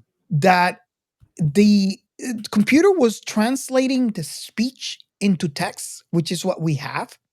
Mm. So what I gather from that is that at least they're speaking the first language, which still not normal if it's coming from a different universe. But if they're speaking the same language, the computer most likely will translate it to English text. But we don't know. I guess if you go fast forward to the end, I guess you're right, because if we it's on his system and there's no translation. Exactly. That's what I was going to say. I was going to say that, for all we know, they use a complete different text. But yeah, you're right. Because when she goes down on the earth, I mean, I want to say earth, but that rock that we're on. Right? Yeah, it was in English. So never mind. That planet looked like the planet where the guy Matt Damon was in Interstellar, and he drove me nuts. That's what that planet looked like. Like, I wouldn't want to be stranded there. I'd rather just shoot myself or just airlock myself. 15 seconds, it's over. So go ahead, Brett. Go ahead. So the other point that I wanted to bring up, because like I said, I didn't have a lot of time to percolate on this, and I initially thought there wasn't any problems with the plot, but then I remembered back, Hammer was saying that he landed on a body so massive that he couldn't get his ship off again. But then they're walking around without there's like crushing gravity or anything. Oh God, what a fail. Yes. True that. If there was a massive body, the gravity would have killed him. Yep. Would have killed her too when she got there. So yeah, Pancake Town. Yeah. I think that not only that, but the density of the whatever gas is over the surface too, it would be horrible. Like astounding. Well, the thing that makes Jupiter that we cannot get into, you think that's bad? No, that's a walk in the park compared to this. Well, the thing that makes down in the bottom of the ocean so harsh is because you've got the pressure of all those tons of water above you pressing down. Because gravity is a weak force. It's considered a weak force. But when you get enough of it together acting on enough things, I've done then diving. It gets very strong. So anybody who's done any diving and knows about the bends, not a joke. gravity does all sorts of horrible things to even this planet. Let me tell you something. When they told me, when you're under 40 feet, don't go straight up or your lungs are going to burst and you die, I was like, what? Yep. And when I was like 40 something feet down, I was like, oh shit, okay, a little bit and stay. a little bit and stay. Afraid that my lungs were gonna burst. Yeah. Nothing happened because I did it slowly, but that's scary. Like you see movies that people like do floater and go from the depths all the way up, like that will kill you. That's a death wish. You got to equilibrate or you die. Yeah. Yeah. So if you think about it, though, logically, if you're standing at the bottom of the Mariana Trench, you've got kilometers of water pressing down on you. 13 to be precise. All of that water is being acted upon by the same gravity, but it's additive because it's all above you, squashing down. Same thing happens with gas. It's just the molecules are further apart, but they all have a weight. Just like the water has a weight, the gas has a weight. And Geo is 100% correct that on a planet with higher gravity, you get higher air pressure at ground level. Yeah. I'm not a scientist, but I watch way too many documentaries to know the basics, man. But you are 100% right. You would be, I mean, we don't notice the pressure because we evolved in that pressure.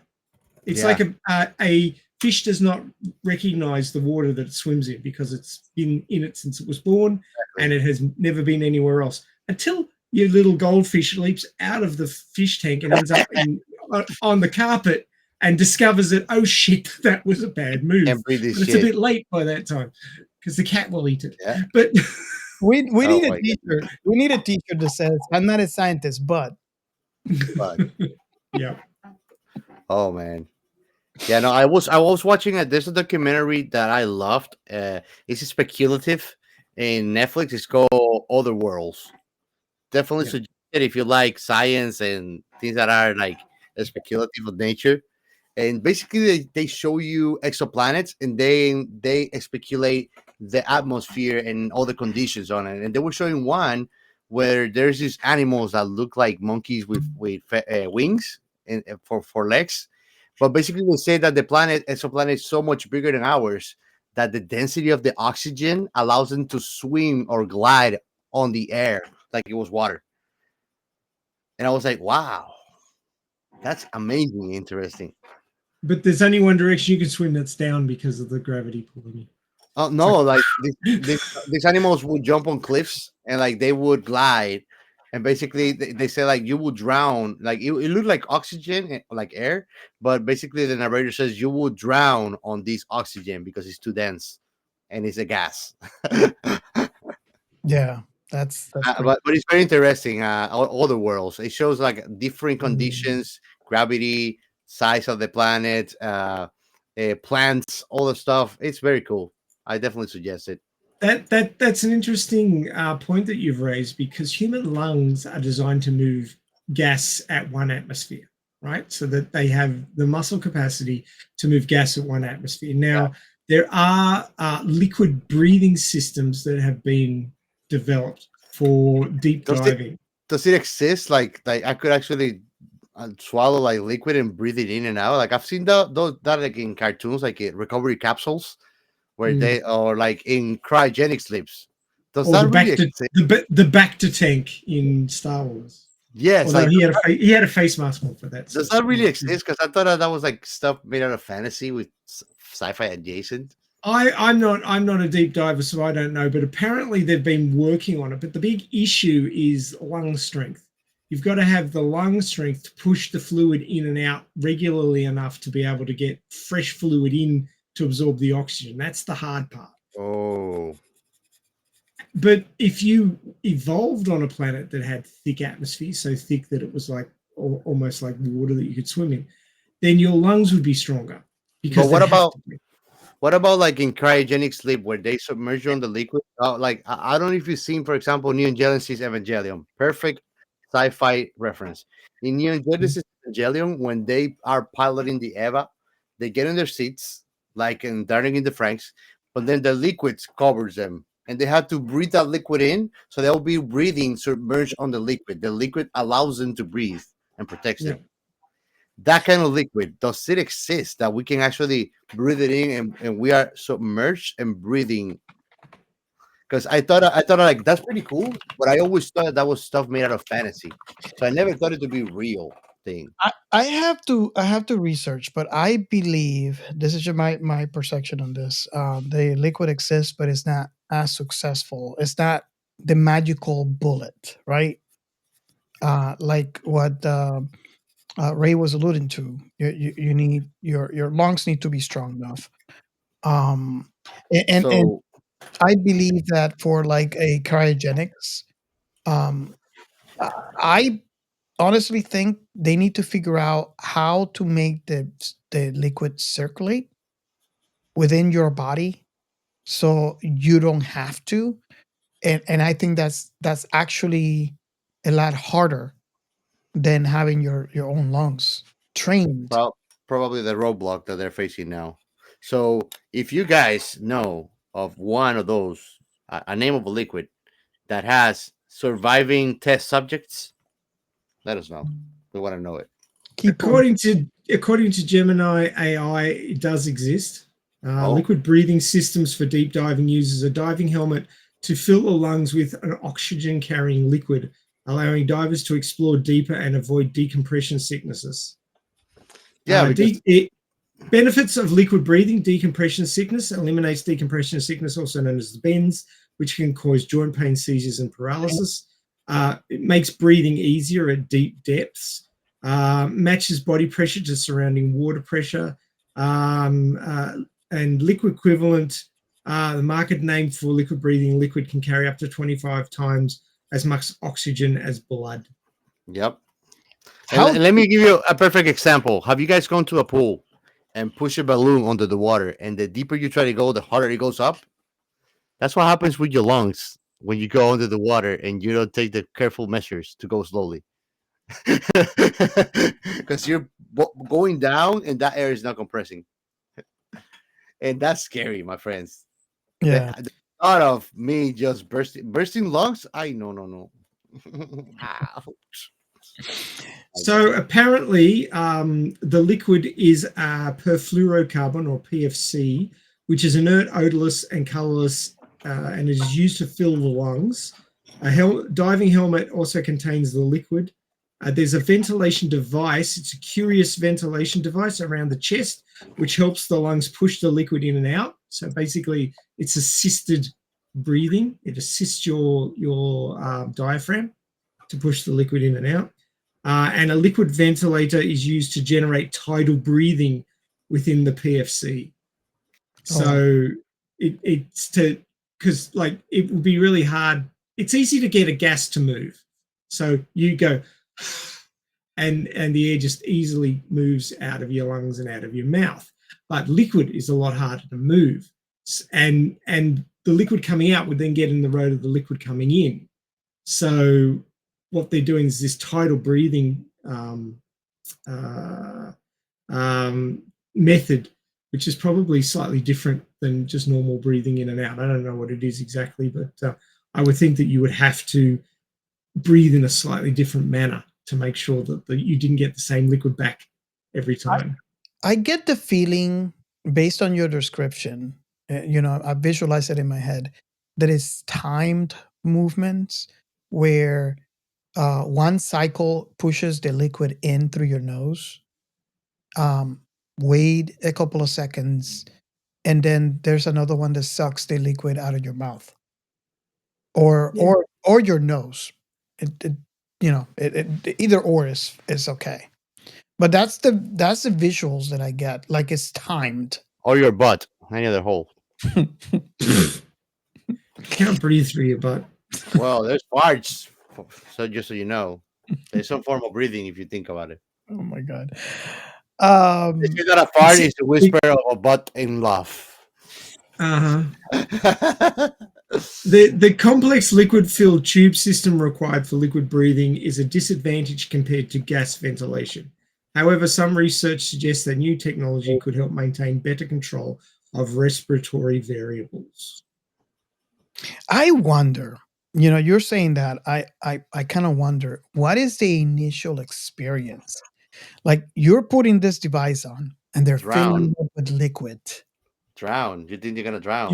You would feel like you're drowning. Have you guys ever breathed water in and like drown a little bit? Like I have. It's a traumatic. It's like shit. Like if there's two ways that I wouldn't want to die is burned alive or drowning. I wouldn't want to die that way. Asphyxiation. It's asphyxiation's fine, is it? No, I mean, yeah. If I don't feel it, like I had a long, my lungs stopped on December when I died. It didn't hurt. It was totally fine. If I die like that, I'm fine. Problem is when they bring you back and they break your ribs. That's the fucked up part, you know. But like dying like for lack of oxygen, honestly, it seems it's not painful unless you come back. So did you see angels, Gia? No, just No, deep slumber. I wanted to stay there though. I think he saw the angels from Black Hour. When I was in the ambulance and I woke up, the guy was like, "Stay up, buddy," and I was like, "Just let me go to sleep." And that way, they was like, "No, you're gonna die." I'm like, I don't care, bro. Just let me sleep, man. 40K. That's the angel he saw.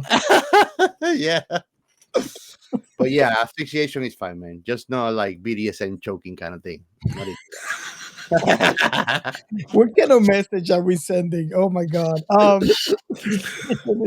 This is advice from Chaos. Don't take it. That's the truth. Don't take my advice. I'm not a model figure in here. I can assure you. We're gonna have that a content warning to the beginning of this one, Robert. Can we go back to the subject at hand? Contact warning: 18 plus. Chaos was on fire. Okay. Going back, can we go back to the Oops, I did it again. rails? What are those? Both in the rail, string in the water. What are those? So back to the topic, guys. Stay on point. what There was a point. So what was the question? The question was, did you feel that her deductive reasoning based on the response? I mean, she sent, which I have to say it was very clever to be able to send an energy signal and have a hammer analyze it, discovering that it was backwards. So, a couple of questions. What does that mean? And number two, was it smart of her to take that as part of everything else that happened and deduct that, yeah, this is not a black hole, this is a wormhole? What do you guys thought about that? I was just wondering because I think that she was dead anyway, so she might as well give it a shot. because she felt to me, she felt to me like she was sure. Like, especially after that comment, she said, "Someone got to save you." Yeah, but you see, like she might not even be thinking at a deeper level the intricacies of what she's facing. She just, I mean, she knows that she has no escape from this black hole. Dun, dun, dun, dun, dun, dun, dun, dun. Rails, where we're going, we don't need rails. That's the kind of train I like to drive in this conversation. Yeah. Okay. 100 points if you can remember its name. Nah, don't count on it. I gave you the soundtrack though. That's worth The a lot of money. Dun, dun, dun, dun, dun, dun, dun, dun. Jules Verne. The train's name is the Jules Verne. Yeah, why would I remember the train's name? The only train name I know is Thomas the Train, bro. But you should know, man, because that's one. Isn't that one of your favorite writers? Thomas the Train. No, Jules Verne. Jules Burns. He's one of my favorite writers, but not my favorite train. Last time I checked, it was a person, not a train.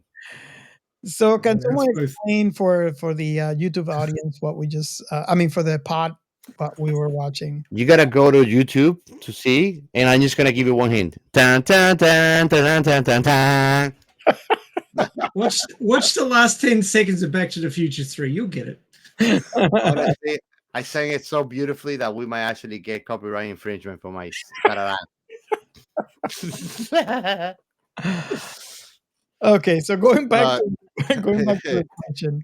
Going back to the question, I think that I mean, in the face of desperation, you try to be positive.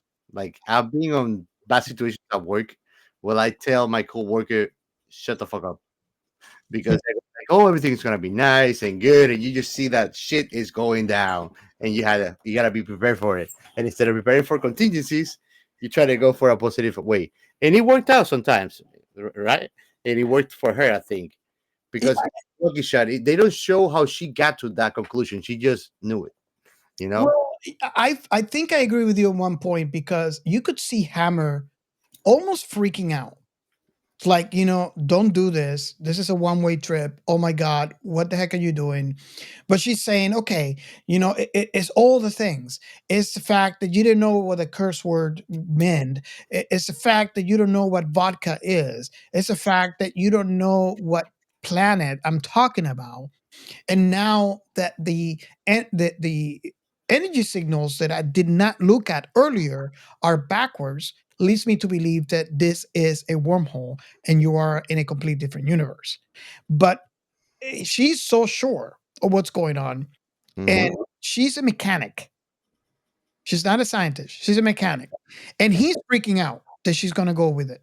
And He's like, honestly, it leaves me wondering that they didn't really have at hand very advanced AI machinery because we don't see it interacting with them. It's more like an assistive program integrated into a computer than autonomous form of AI, like well, art I I think I or talked about garbage. this in previous shows, and I think this ship could have had AI, but not the type of AI that we envision on sci-fi. The type of AI that Autonomous. you.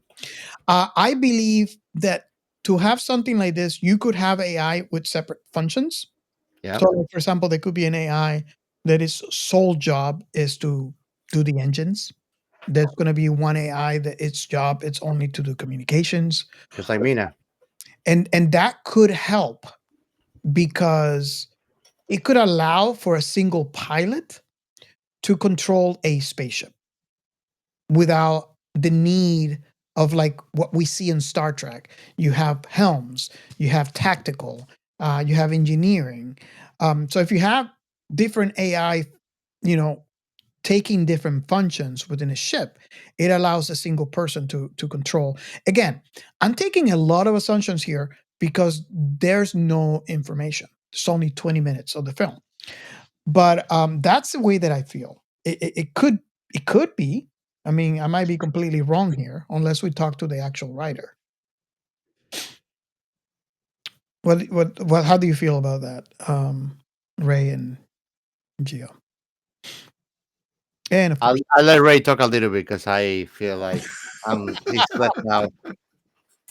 oh man, we're going to town in this 20-minute film, huh? We The are. shorter the movie, the more crap we talk about it. Mm. No, I think I'm on board with your idea, Robert. It, it, You say it, he goes, me too. well, I well, just to add to what you say, Robert.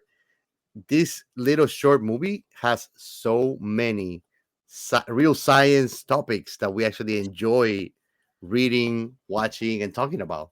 That's the funny thing. It's it really short, but it has a whole freaking a repertoire of topics and theories. it brings it home because if you notice, the control system was mechanical switches. Yep. And I think that was clever because it brings it home. It brings it like you could relate because Yep. that's all we have. I mean, I have a bunch of, well, I have a mix of digital and mechanical switches in this, controlling this podcast. But it just brings it home because it makes it normal, especially for uh, Gen Xers.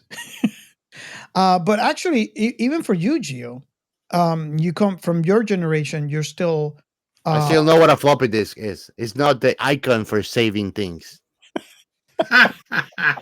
And I know what fax dial tone is and dialogue.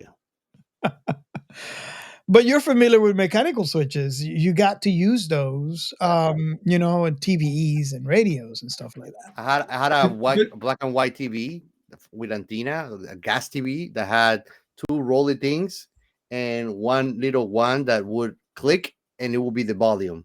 and then you had two frequencies that you had to toggle with, so you could look at the national channels only, Hmm. and you with the antennas like moving around whenever you had a weird.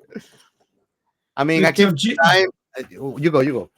Geo, do you know what the command line interface is? Command line interface. You're talking about a Yeah. Commodore or like an ancient video game before Yeah. I was born? Definitely not. Super Nintendo was my first, and I played Nintendo sometimes, I had a but Commodore. I never got to play like older consoles. Robert has a Commodore. I never played on it yet. Commodore 64. Yep, I I haven't had one of touched it, those. man. I was a big fan. That was my first experience in programming. And I I'm sure that there's pretty good games that, because that's the thing. Video games don't have to be like graphics and things. A video game can be simple but fun, and I'm sure that My those game consoles have their titles too. my first experience in programming was a ZX80. Oh wow. ZX80. What is that? It was this teeny tiny little thing that had, like maybe um, 8 bytes of memory or something. It was Eight ridiculously bytes. small. Wow. I spent 3 days one summer typing in a program that was supposed to create this very simple game. Me and a friend of mine, we took turns because it was typing for 3 days. Oh my god. And Oh my of course, somebody made a mistake somewhere and it never worked. God. But it was Oh. like 12 pages in this magazine of just typing of. Thank you, computer, for preventing us from being idiots. I should have just gone to the park. You see, and I'm complaining all the time so much for smart devices being dumb, but there you Hey. go. Programming is the old World of Warcraft, okay? The what? The old World of Warcraft? I Yeah. tried programming, Mhm. bro. I tried SQL. I tried Python. It's not for me. I know my What? limitations. Programming is not my thing, and it gets me irritated when I see a 8-year-old buggerish kid coding like natural. And I'm like, what the is going on, bro? When I was a kid, I didn't know how to unlock the phone. Hell, phones couldn't be unlocked. They were Nokias. You can only play Chat- Snake on it. Now, GPT for programming will actually write the programming for you. You just ask what you want Yeah, it I know. to do. Now I'm a programmer, bro. No code, low code. Way to I'm go. a professional writer too. Oh yeah. I'm a lawyer. I'm an advisor, a coach. Oh god. I could be anything you want for the right price. So we derail again. Rails. But yeah, Listen no, to Robert. Rails. I don't think that she assertively understood it was a black hole. It felt more like a guess to me. Uh, I mean, you cannot really find picking at the window nose neither. And you guys both told me that they are very similar. Mhm. Although to me, I thought like the event horizon, I didn't think that the wormholes has it.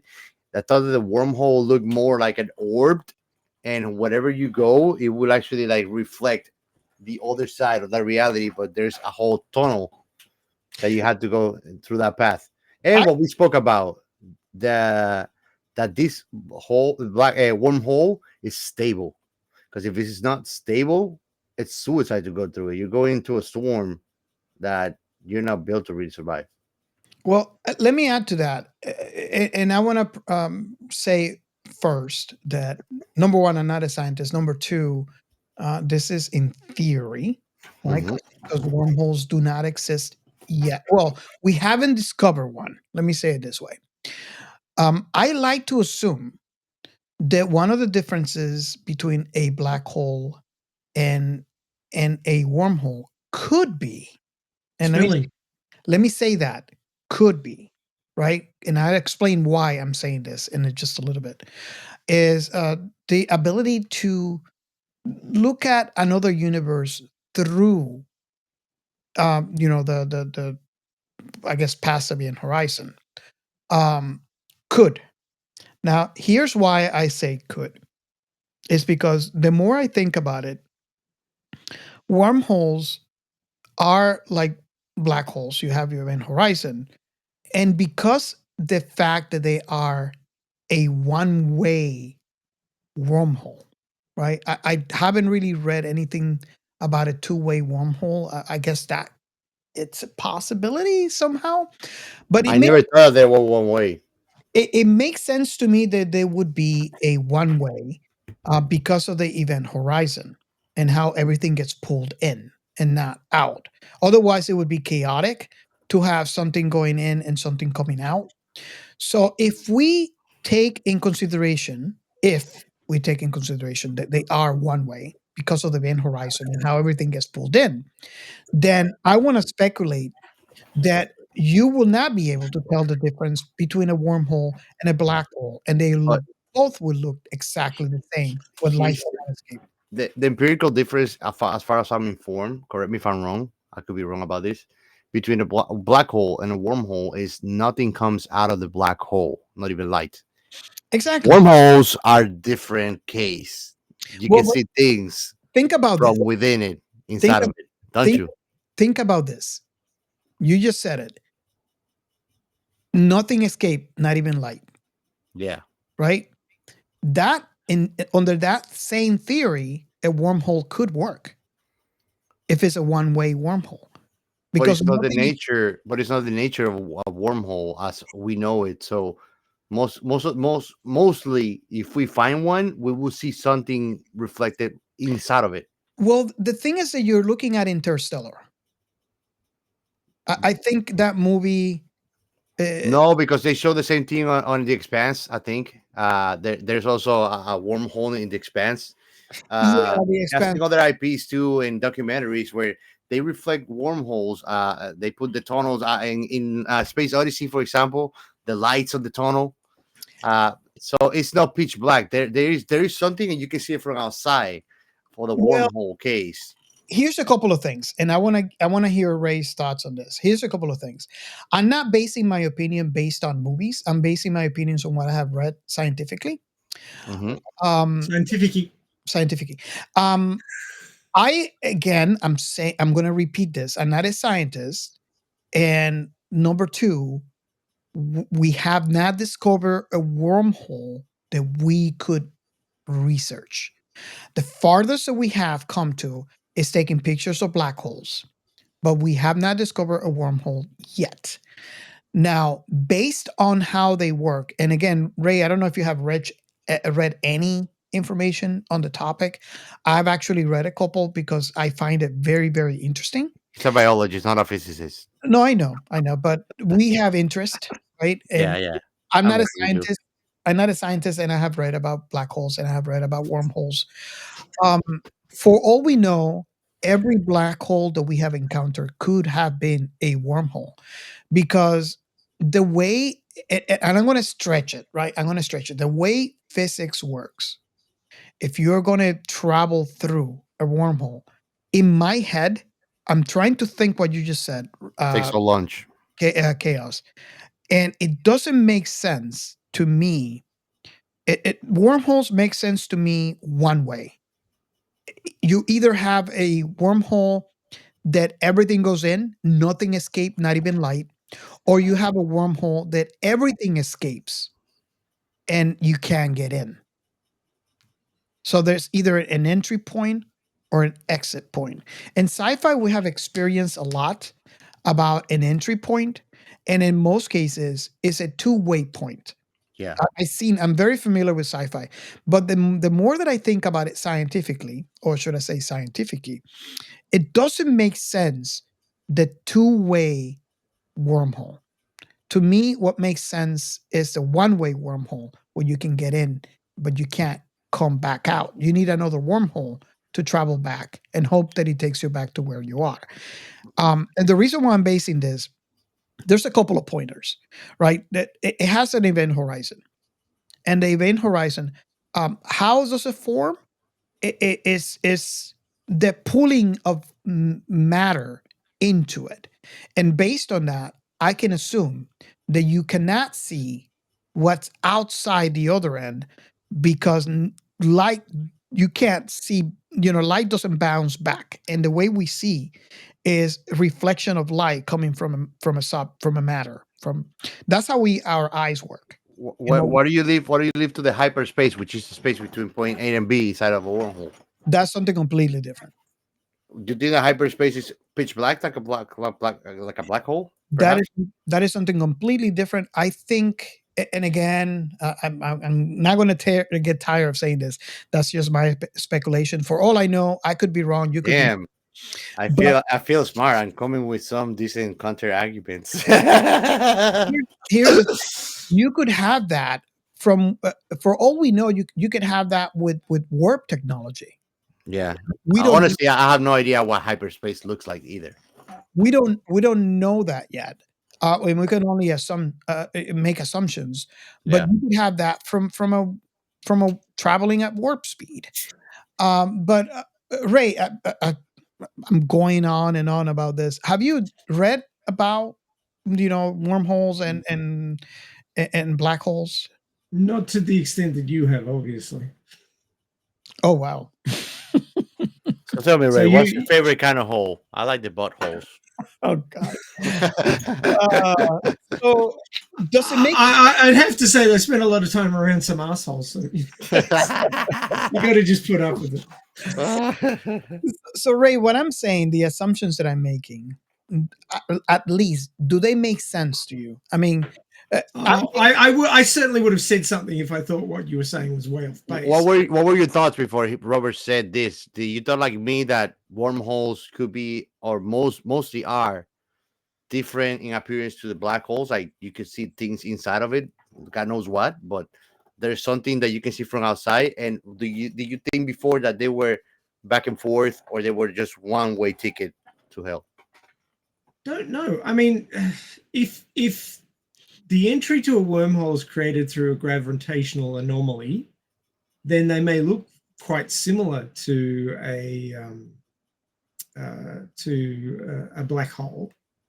And I mean, we've only seen black holes from many, many, many light years away. We haven't been able to get close enough to do any sort of decent reconnaissance on them or get any readings or what have you. And of course, it's very hard when, you rely on light to visualize things, because that's the way our eyes work, that there's so much gravity that light doesn't escape. So how do you visualize something where the light doesn't bounce back? It's a very limited spectrum of view, if you think about it, just using light. I mean, if black holes didn't have the corona of material being digested, as it were, and that creating some light that got away, we wouldn't even know that they were there. Yeah, it'd just be a dark patch. Yep. And you go, oh, okay, I'm not seeing any stars behind that. Where's Andromeda? Oh, crap.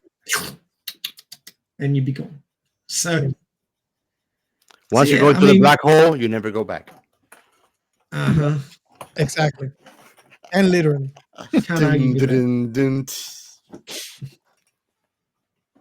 So yeah, I mean, and the question also, like, you've got to have some sort of vehicle that's going to survive transit. Like if there's tidal forces and shearing forces and gravitational variations in there, it's going to trash a ship. Yeah, you're going to have some sort of way of stopping that from happening. So, they completely skipped over that whole issue with her little escape pod. I think that in reality, tell me what you think, but the only way through is to theoretically try to outmaneuver the environment. That's the only way, I think. There's no material that we can create, so far as per our technology dictates, that can survive that. I think that for us to think we can do that, we should have things that can go through the sun or be on the surface of the sun and not burn. Once we reach that, then maybe we can think of we can meddle into these kind of forces and live unscathed. I think it goes beyond that. I think because you could technically get spaghettified on a wormhole if you don't know what you're doing. Yeah. Oh, either way, even if you know what you're doing, you're gonna get spaghettified in a wormhole. Perhaps if it's gravitational forces anomaly, because in my mind, a wormhole didn't have a gravitational pull to whatever is outside. I thought that you could just stroll in it and go through it. No, And once, you're thinking about like kind of like the space gates and space. like a warp gate, yeah, that's Yeah, what it feels like to that's me. what you're thinking. Space gate, and it's not. Um, so I don't know. I mean, based on what is in my head, and that's the reason why I was bringing this up to you guys, because based on what I so far know, right, from what I read, and again, I'm not a scientist, and I'm only looking at speculations from other scientists because we haven't discovered one that we can study. To me, there's no real way that you can s- tell them apart. All right. It's kind of like, Does the wormhole has an event horizon? mhm. Okay, then yeah, it will be difficult to discern between one another. So that's what I was thinking. I mean, from her point of view and her deciding, that was a very risky move. Yeah, definitely. Considering that she is very sure that she's going to go through that wormhole and rescue the guy. Mm-hmm. And of course, she ignored one of the major things that happens on these things is gravity. And he kind of mentions that, yeah, your favorite subject, gravity. She completely forgot about gravity and how gravity affects. Gravity is so strong that it affects time as well. And it's kind of hard for us to to put into concept on our heads. Yeah. But it makes sense if you come to terms to the fact of what I said earlier, that time and space is a single entity and we try to separate it. So if you think about time and space as a single entity like it should, then gravity pulling on it makes sense. And it Yeah. will and you would understand why, how time dilation actually works. So that's Mm-hmm. the reason why I was bringing it up, and I wanted to get your thoughts on that. And the guy waiting for her dying brought home to me one thing. When you're waiting for your girl to get ready, you're like, she said it was gonna be 5 minutes, and I die waiting.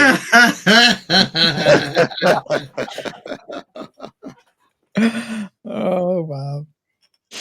So basically, you're saying that women have a poor sense of time. No, it's I it, didn't say it, but I'm not gonna deny that or contradict it. look, Uh, it's all It science. sounds canon. It's scientific, man. It's all about yeah. time dilation. I mean, So one what's thing, the hold one up thing with all I'm that makeup and all those clothes? We want to take it off anyways, ladies. Moving on. Ray, you have We want to I was spaghetti going fire to like a black hole. I was going to say, is a wormhole just a tear in one point in space time that leads to a tear in another point in space time, or is there some sort of corridor between the two? So I thought it does it was more take? like a corridor. Well, I don't know. I've never been in one, but yeah. I'm wondering: is it like a tunnel, or is it just a tear that leads to a tear, and there's no sort of distance between the two? I saw someone describing it as a quantum tunnel. Mm. And that kind of makes sense, knowing what we know so far about quantum mechanics. But they did explain, at least in theory, with math, and that's where I got the fact that it could tear you apart, depending on what kind of wormhole you go, based on the explanation. I'm gonna see if I can find that discussion. It was a YouTube a video that I watched about a science. It's a quantum mechanics scientist that was explaining and put it on our Discord, so you guys can. I'm going to try to find it again, but I thought that was kind of clever, and it kind of makes sense to me knowing what we know about quantum mechanics today. Yeah, honestly, my humble opinion, I thought that there was a space in between them, like a corridor, but the determination of how long or large or wide the dimensions of it, I do not know how one would get to approximate based on what measures they will be the length. But Another, I didn't think it was like enter and you're outside in the other place. I thought always there was something in between. I think this film and Chaos and Ray, do let me know what you think. I think this film covers one point that I always thought about wormholes, and is because of the nature of the wormhole and how they are just like a um, black hole. Hmm. We're talking about massive, massive time dilation. I mean, just look at about a wormhole itself, and the time dilation is just getting through the event horizon. Now, being inside a wormhole, so time dilation, traveling from one spot to the other, could mean, in theory, traveling 1,000 years, 2,000 Yeah. years Yeah. in a matter of maybe a day Yeah. or 2 days. But we don't know this. I'm just That's the way I see it. Like, if you're in a mission, like, put yourself in my shoes. Like, you're gonna go in a mission. You're in a interstellar crew. If you're going through there, you should not think that you're going back into civilization ever. for all you know, when you could talk to someone, and by the time you get there, their grandkids are already dead. Their lineage could be gone. It could be mixed with aliens for all I know. Like, the time, it's incredibly obscure. Like, you don't know how many millennia could have passed. That's what I say. You don't know if there even could be a civilization. Maybe Earth is gone from there because Mhm. of impact. God knows. Maybe that galaxy is gone. So Yeah, there's no Milky Way anymore because he collided with Andromeda. You know, that's how insane the scale of distance we're talking about. yeah. It's Um, unfathomable. Unfathomable. yeah. Before I go into my next question, I don't know if Ray has anything to add before I move on to Ray, I meant a few words. yes. Next time, Robert, let's Um, Ray have the quote. Sorry, I thought you were partway through your sentence and you just stopped. So that's why I wasn't saying anything. I didn't think you were finished. So yeah, I mean, I've sort of brought up the points that I came up with while you were having your discussion. So I feel like I kind of played out that idea Okay, without doing some serious reading. So cool. Okay, so bringing it back to the end of this thing, this is what I thought after I finished the story. We know she's a mechanic. We obviously know she's good, not only because she's a daughter of a mechanic, and apparently her mother was one of the best, and she learned everything from her. But we also know she's a good mechanic because when she first got the first communication from Hammer that was breaking, she was able to tinkle through with the communications and quote unquote get it over 3,000%. And it's kind of funny how she said, well, that would work. Um, so we get a sense that she's a really good mechanic.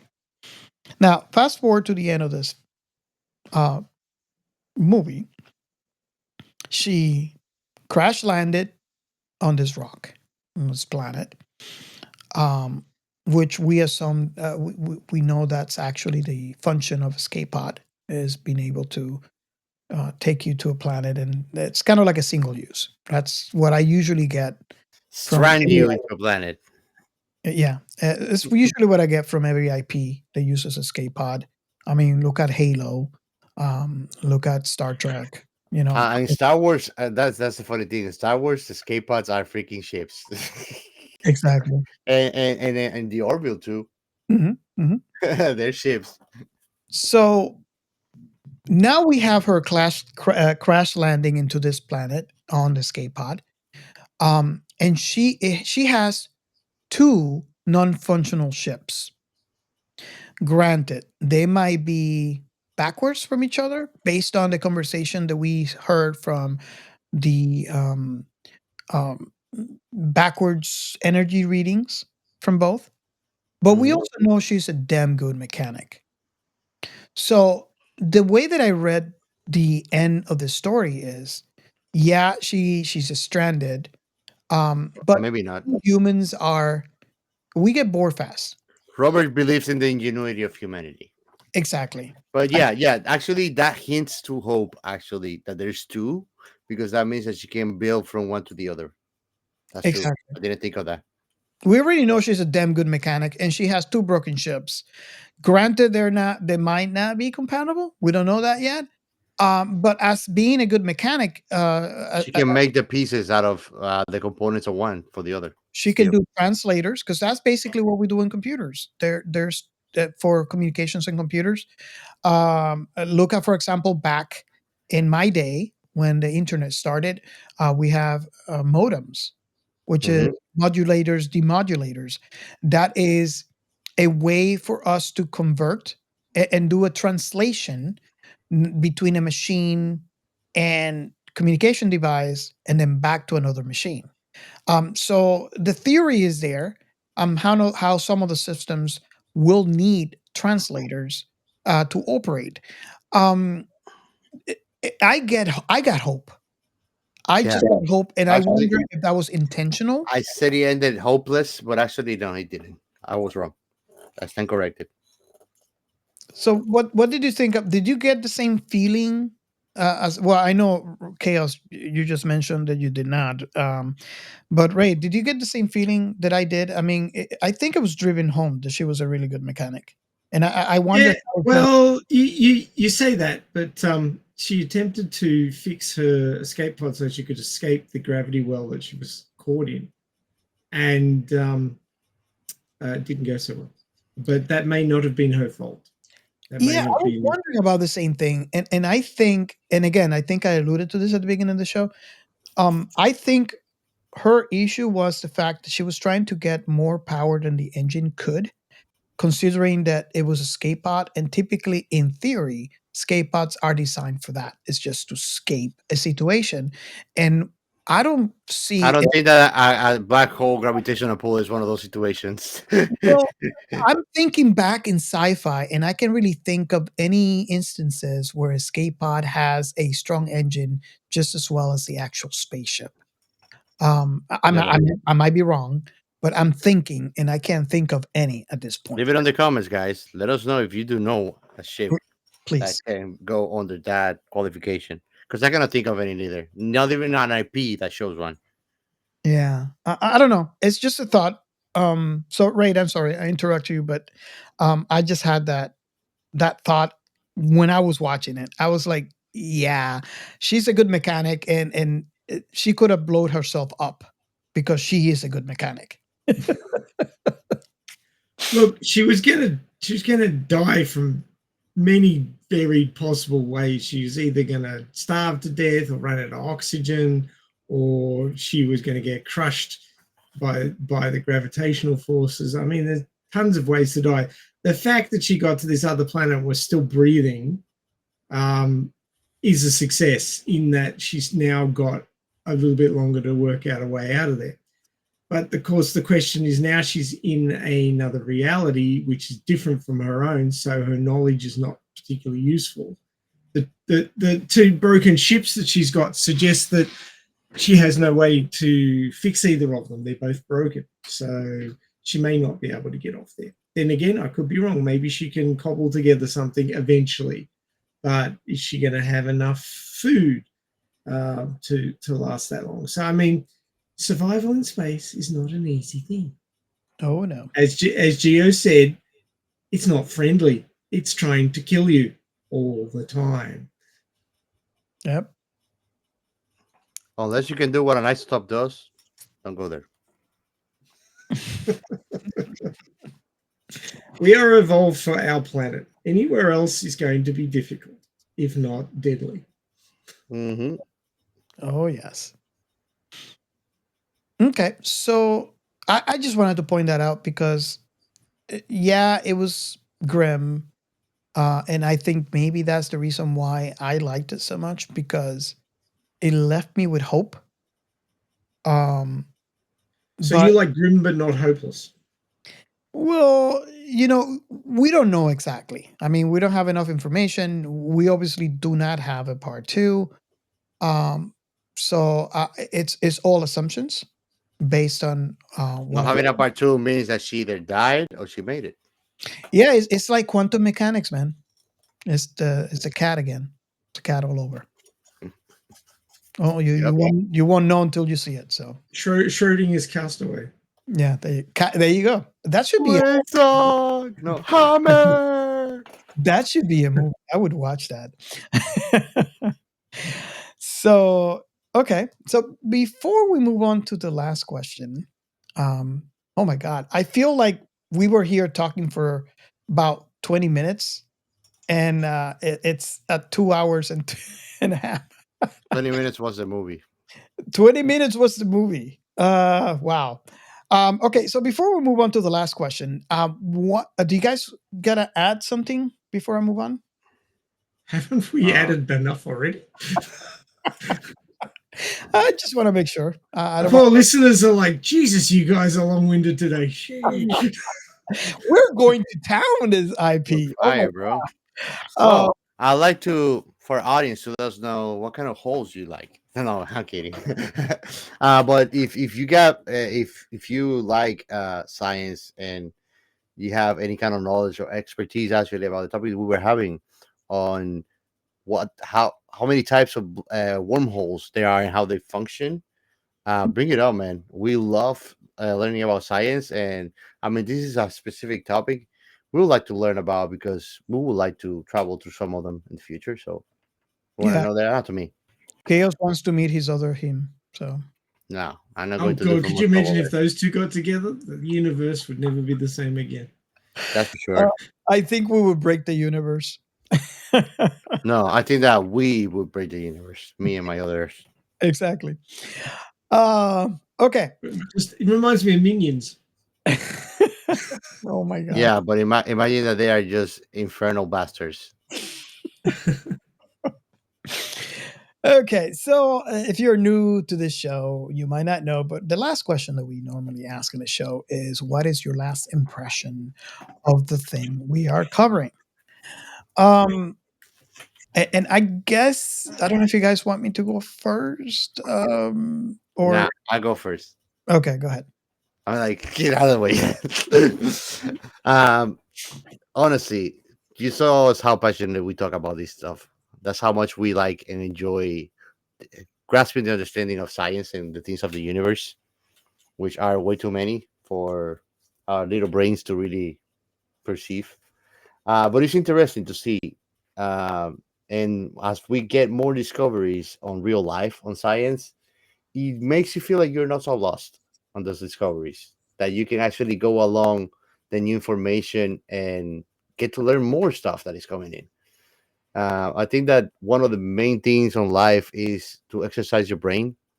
That's how you stay lucid and young, I've seen. So learning things is one of those that allows us to stay like we are. I mean, who would have thought that these two are more otaku than me and initiated me into being an otaku? You see, It's and not like a that competition. youth is because those two fuckers are smart as hell, you know. And I am the one that appears to be smart. So I definitely suggest you like watch this movie. It's short. It's 20 minutes. There's no compromises. This is one of those like it's short, and if you didn't like it that much, it's not like you're gonna feel like somebody took 20 minutes away from your life. And most chances are that you're gonna like it. Animation is super nice and crisp. I would compare it to high quality, like the some of the animators from Legends, like Star Wars Legends and Halo Legends, good quality animators. That's a comparable to the animation using here. I really liked it too. And the plot, even though it's simple, it gives you a good development when it comes to the human part of our main character, her past, and where she is. It's kind of like a retrograde story where it starts at the end and it gives you snaps of the past, then it leaves it unconclusive, which I like too. Is very, I think it's very the concept of inconclusive endings, open endings, allows the audience to make of it what they will with the information they were given, and it opens a lot of good discussion. So this is will be great. Like if you want to watch it with friends too, to have a good discussion about science, you enjoy that, like we do. go ahead and do it. I did really enjoy this series, this movie. I keep on calling it a series because I want more of it. And I mean, I would suggest it, man. Like if you're a sci-fi lover, you gotta watch this one. Awesome. Um, Ray, I don't know if you want to go next. I can go next. Yeah. Okay. I think they gave a really good stab. I don't know what the budget was, but visually it looked compelling. I didn't see any problems with the set design, the costumes, and she even put her mask back on before she went into the wormhole. So props for that. Yep. We have seen other shows where they took it off and then went to light speed. So. FPL. But yeah, no, it was a good 20 minutes. It told a good story, bit of a twist in the tale, and it was a little bit on the sad side, but it left it open to interpretation about what could happen next, like a lot of good stories do. But it was still satisfying, so highly recommend it. Awesome. Short and to the point. Yep. I like to echo what everybody here has said. It was a well told story. I always said in even previous episodes. I mean, we have covered enough of these short films that when I discovered them for the first time, I was in awe that a writer slash director or writer and director could could be able to tell a complete story or a complete enough story in the limited amount of time.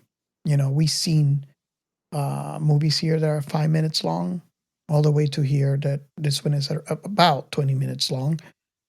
Um, and I have to give them props because I mean, as a good writer, you could do it, but you know, writer slash director, you're part director here. You're trying to um, illustrate what is in If I'm not mistaken, as a writer and a director at the same time, you kind of have to redo your own work to like transcribe it to a different format to become a plot for a movie, or what do you call it, a script for Mm. a movie. You have to completely redo the whole thing. So it's like if I grab certain person that I'm reading the chapter 9 book and I want to make it a script, I will have to completely revamp the whole thing to make it formatted for it.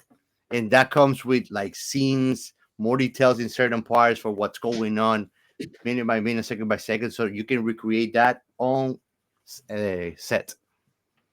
So it's a heavy undertaking. Well, Yes. not only that, but you know, you wrote a story. It works well. You got the good pacing. You got the good. You know, everything is given out enough for the for the readers to enjoy. Um, and that's one of the good things about books or written form stories is the fact that the let me rephrase this: the fact that you could visualize what the writer made you see on the pages is what makes the written stories so amazing. And also why it was so difficult to bring it up to a visual because you know I can read something and you could read something and what's in your head, the visuals that you have in your head could be something completely different than what I envisioned, especially on short stories that don't have enough time to tell the Mhm. you know the complete picture.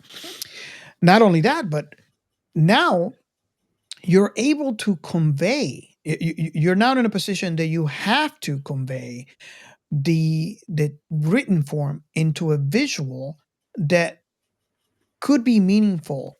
So what you say, chaos, is an important part, a very hard point. This adds to that. Now you are able Yep. to, now you have to be able to to convert this. So this is one of the reasons why I give them props whenever they write a story in a short way and still give you enough that you end with thoughts. It's a very thought-provoking story, and it's basically the essence of the show, where you have thoughts after the credits rolled. And as testament to this thing, this is 20 minutes long, Hmm. and we are at 2 hours and 45 minutes. Yeah, and just to add to that, people underestimate the intricacies of writing a short story and conveying the message and doing and giving you a complete product being Mhm. that short. It's not that easy. So, in short, what I wanted to say is this is a very thought-provoking portion of this film.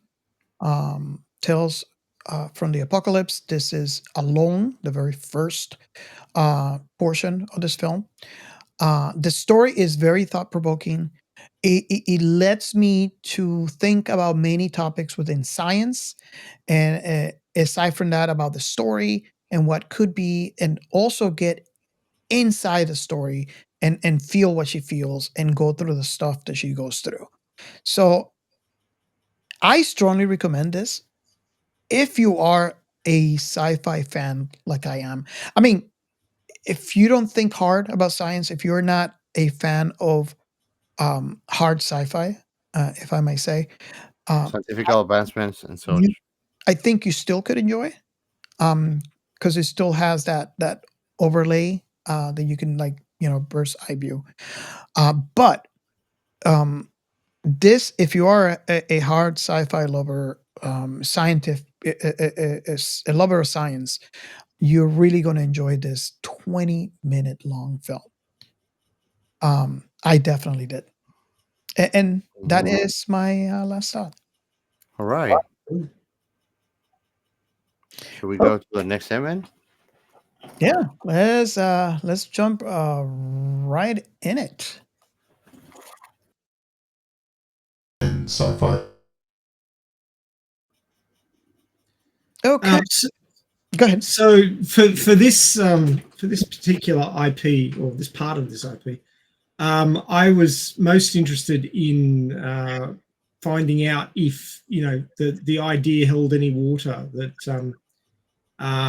the whether or not there could be gravitational time dilation associated with a wormhole. And even just the little bit that I had time to read, because I watched this not long before we started recording, I found out some information about time dilation related to wormholes, which I found very interesting. First of all, wormhole. This is all theory, of course, but wormholes are believed that it's possible to have one or both ends in motion, so they don't stay at a fixed point. And if they are moving, you can get time dilation based on that movement. So I don't know how much the time dilation is. I don't know if it's going to be So we were talking years. about how bad they were, and then Ray just come here and Stroll and says, "Well, wait, there's more." Yeah, basically. But I was saving it up. I was just keeping my mouth shut until we got to the segment where it's supposed to be and put it in there. But yeah, very interesting. So what I was reading here from what Gemini pulled up, according to the theory of relativity, a wormhole could potentially cause time dilation, because if one end of the wormhole is moving at a significant fraction of the speed of light, the time experienced at that end would be different from the time experienced at the stationary end, leading to a time dilation effect between the 2 points, essentially allowing for time travel if manipulated correctly. Ooh. I just got one thing to add to that. It's all relative, guys. Yes. Special relativity. It's not just ordinary relativity. We bought the special package. That's the most scientifically correct half-fast answer I can give to anybody. It's all relative. And I can make it better. I can add temporal to that. Temporal Yeah. relativity. There you go. Oh my god. So yeah, there is the possibility of time dilation related to the theory of relativity as it applies to wormhole. which are also theoretical because we haven't found one yet. But maybe one day. It will be interesting.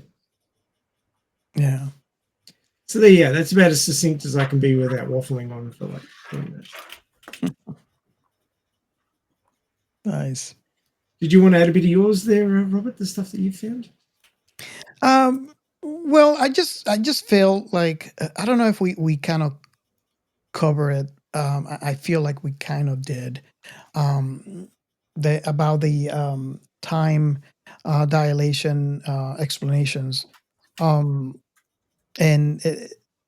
I guess I can add to what we already talked. Something that we said earlier about the greater the mass, the more attraction. Now, whenever I hear that, I'm going to be thinking of butts. Thanks, Gio.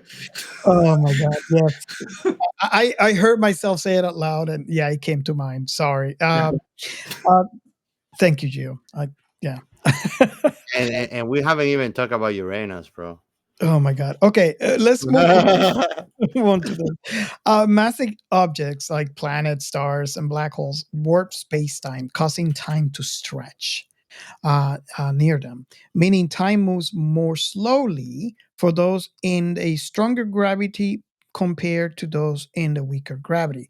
So that's I just felt like I had to mention that because especially Hammer was mentioning to Kaya how oh, she forgot her favorite subject is a subject that she doesn't like, which is gravity, and that's how gravity plays into time dilation. So the stronger the gravity, the more time, because it's actually pulling on space time. So I guess that's the one thing that I could add that we didn't already covered. Sorry, Ray, I don't have the strength that you did during the show. To keep it under wraps until the right point. I did not save it, and I couldn't. And I'm a blabbermouth. Ah, well, as long as they got it somewhere in the pod, it's all good. Awesome. So that kind of wraps up the show. Of course, we've been going nearly 3 hours, so it should wrap up the show. But if you have more to say on this particular topic, and wow, for 20 minutes we sure got our money's worth, but you can pop into our Discord and talk to us there about it. We'd love to find out your thoughts on this show, and if anybody else has as many thoughts as we did about this show, I'll be highly impressed. So do pop over and let us know your thoughts on Alone, which was the first story in the Beyond the Apocalypse anthology. We also have websites. The first one is sciencefictionremnant.com. That's where you can find our current episode that it's available on the pod. You can also find our back catalogue there. And we also have links to our Substack, and also we have stories there and articles that have been written to do with science and science fiction. So check those out. They're short reads, and hopefully you will find them enjoyable. Another website we have is thisissci-fi.net. It's a creators portal, which we're working on. It's in its early stages, but if you want to get in on the ground floor and be part of that and help it grow, we'd really appreciate it. So check out thisissci-fi.net and join us there as creators to get the word out about your creations.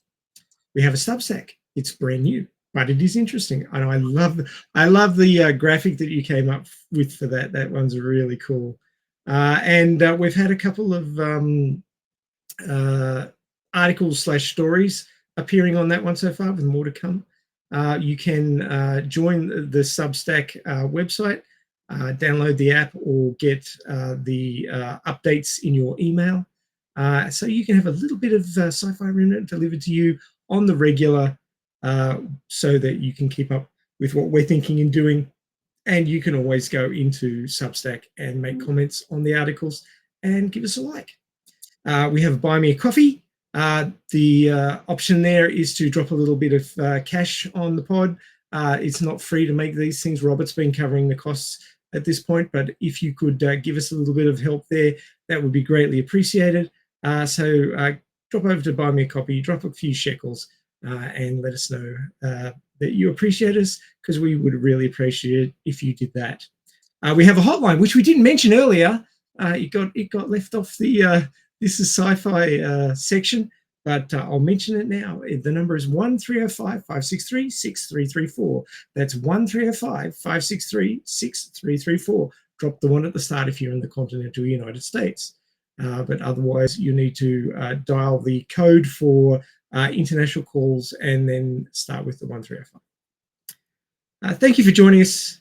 Check out our back catalogue of IPs for shows that we've covered in the past that we had a good talk around. Also free to join us on Discord. We'd love to have you there. We'd love to find out your opinions on the IPs that we've already covered, or one that you may be an expert on that is your favorite. And of course, if you do have a favorite and you love talking about it, do let us know, contact us. We'll organize a time and we'll check out your favorite IP, and then you can join us on the pod like Angelus did last week and has been doing recently for his favorites. And you could be, like Angelus, joining us on the pod and chatting with us about stuff that you really like to do with sci-fi. Because, of course, we love talking about sci-fi. Hopefully you love talking about sci-fi, and we'd love to have you join us. But thank you for joining us this time around. Thank you for sticking around to the end and listening to me rabbit on. And me and the guys, we will be really appreciative to see you next time around on Science Fiction Remnant. Bye for now.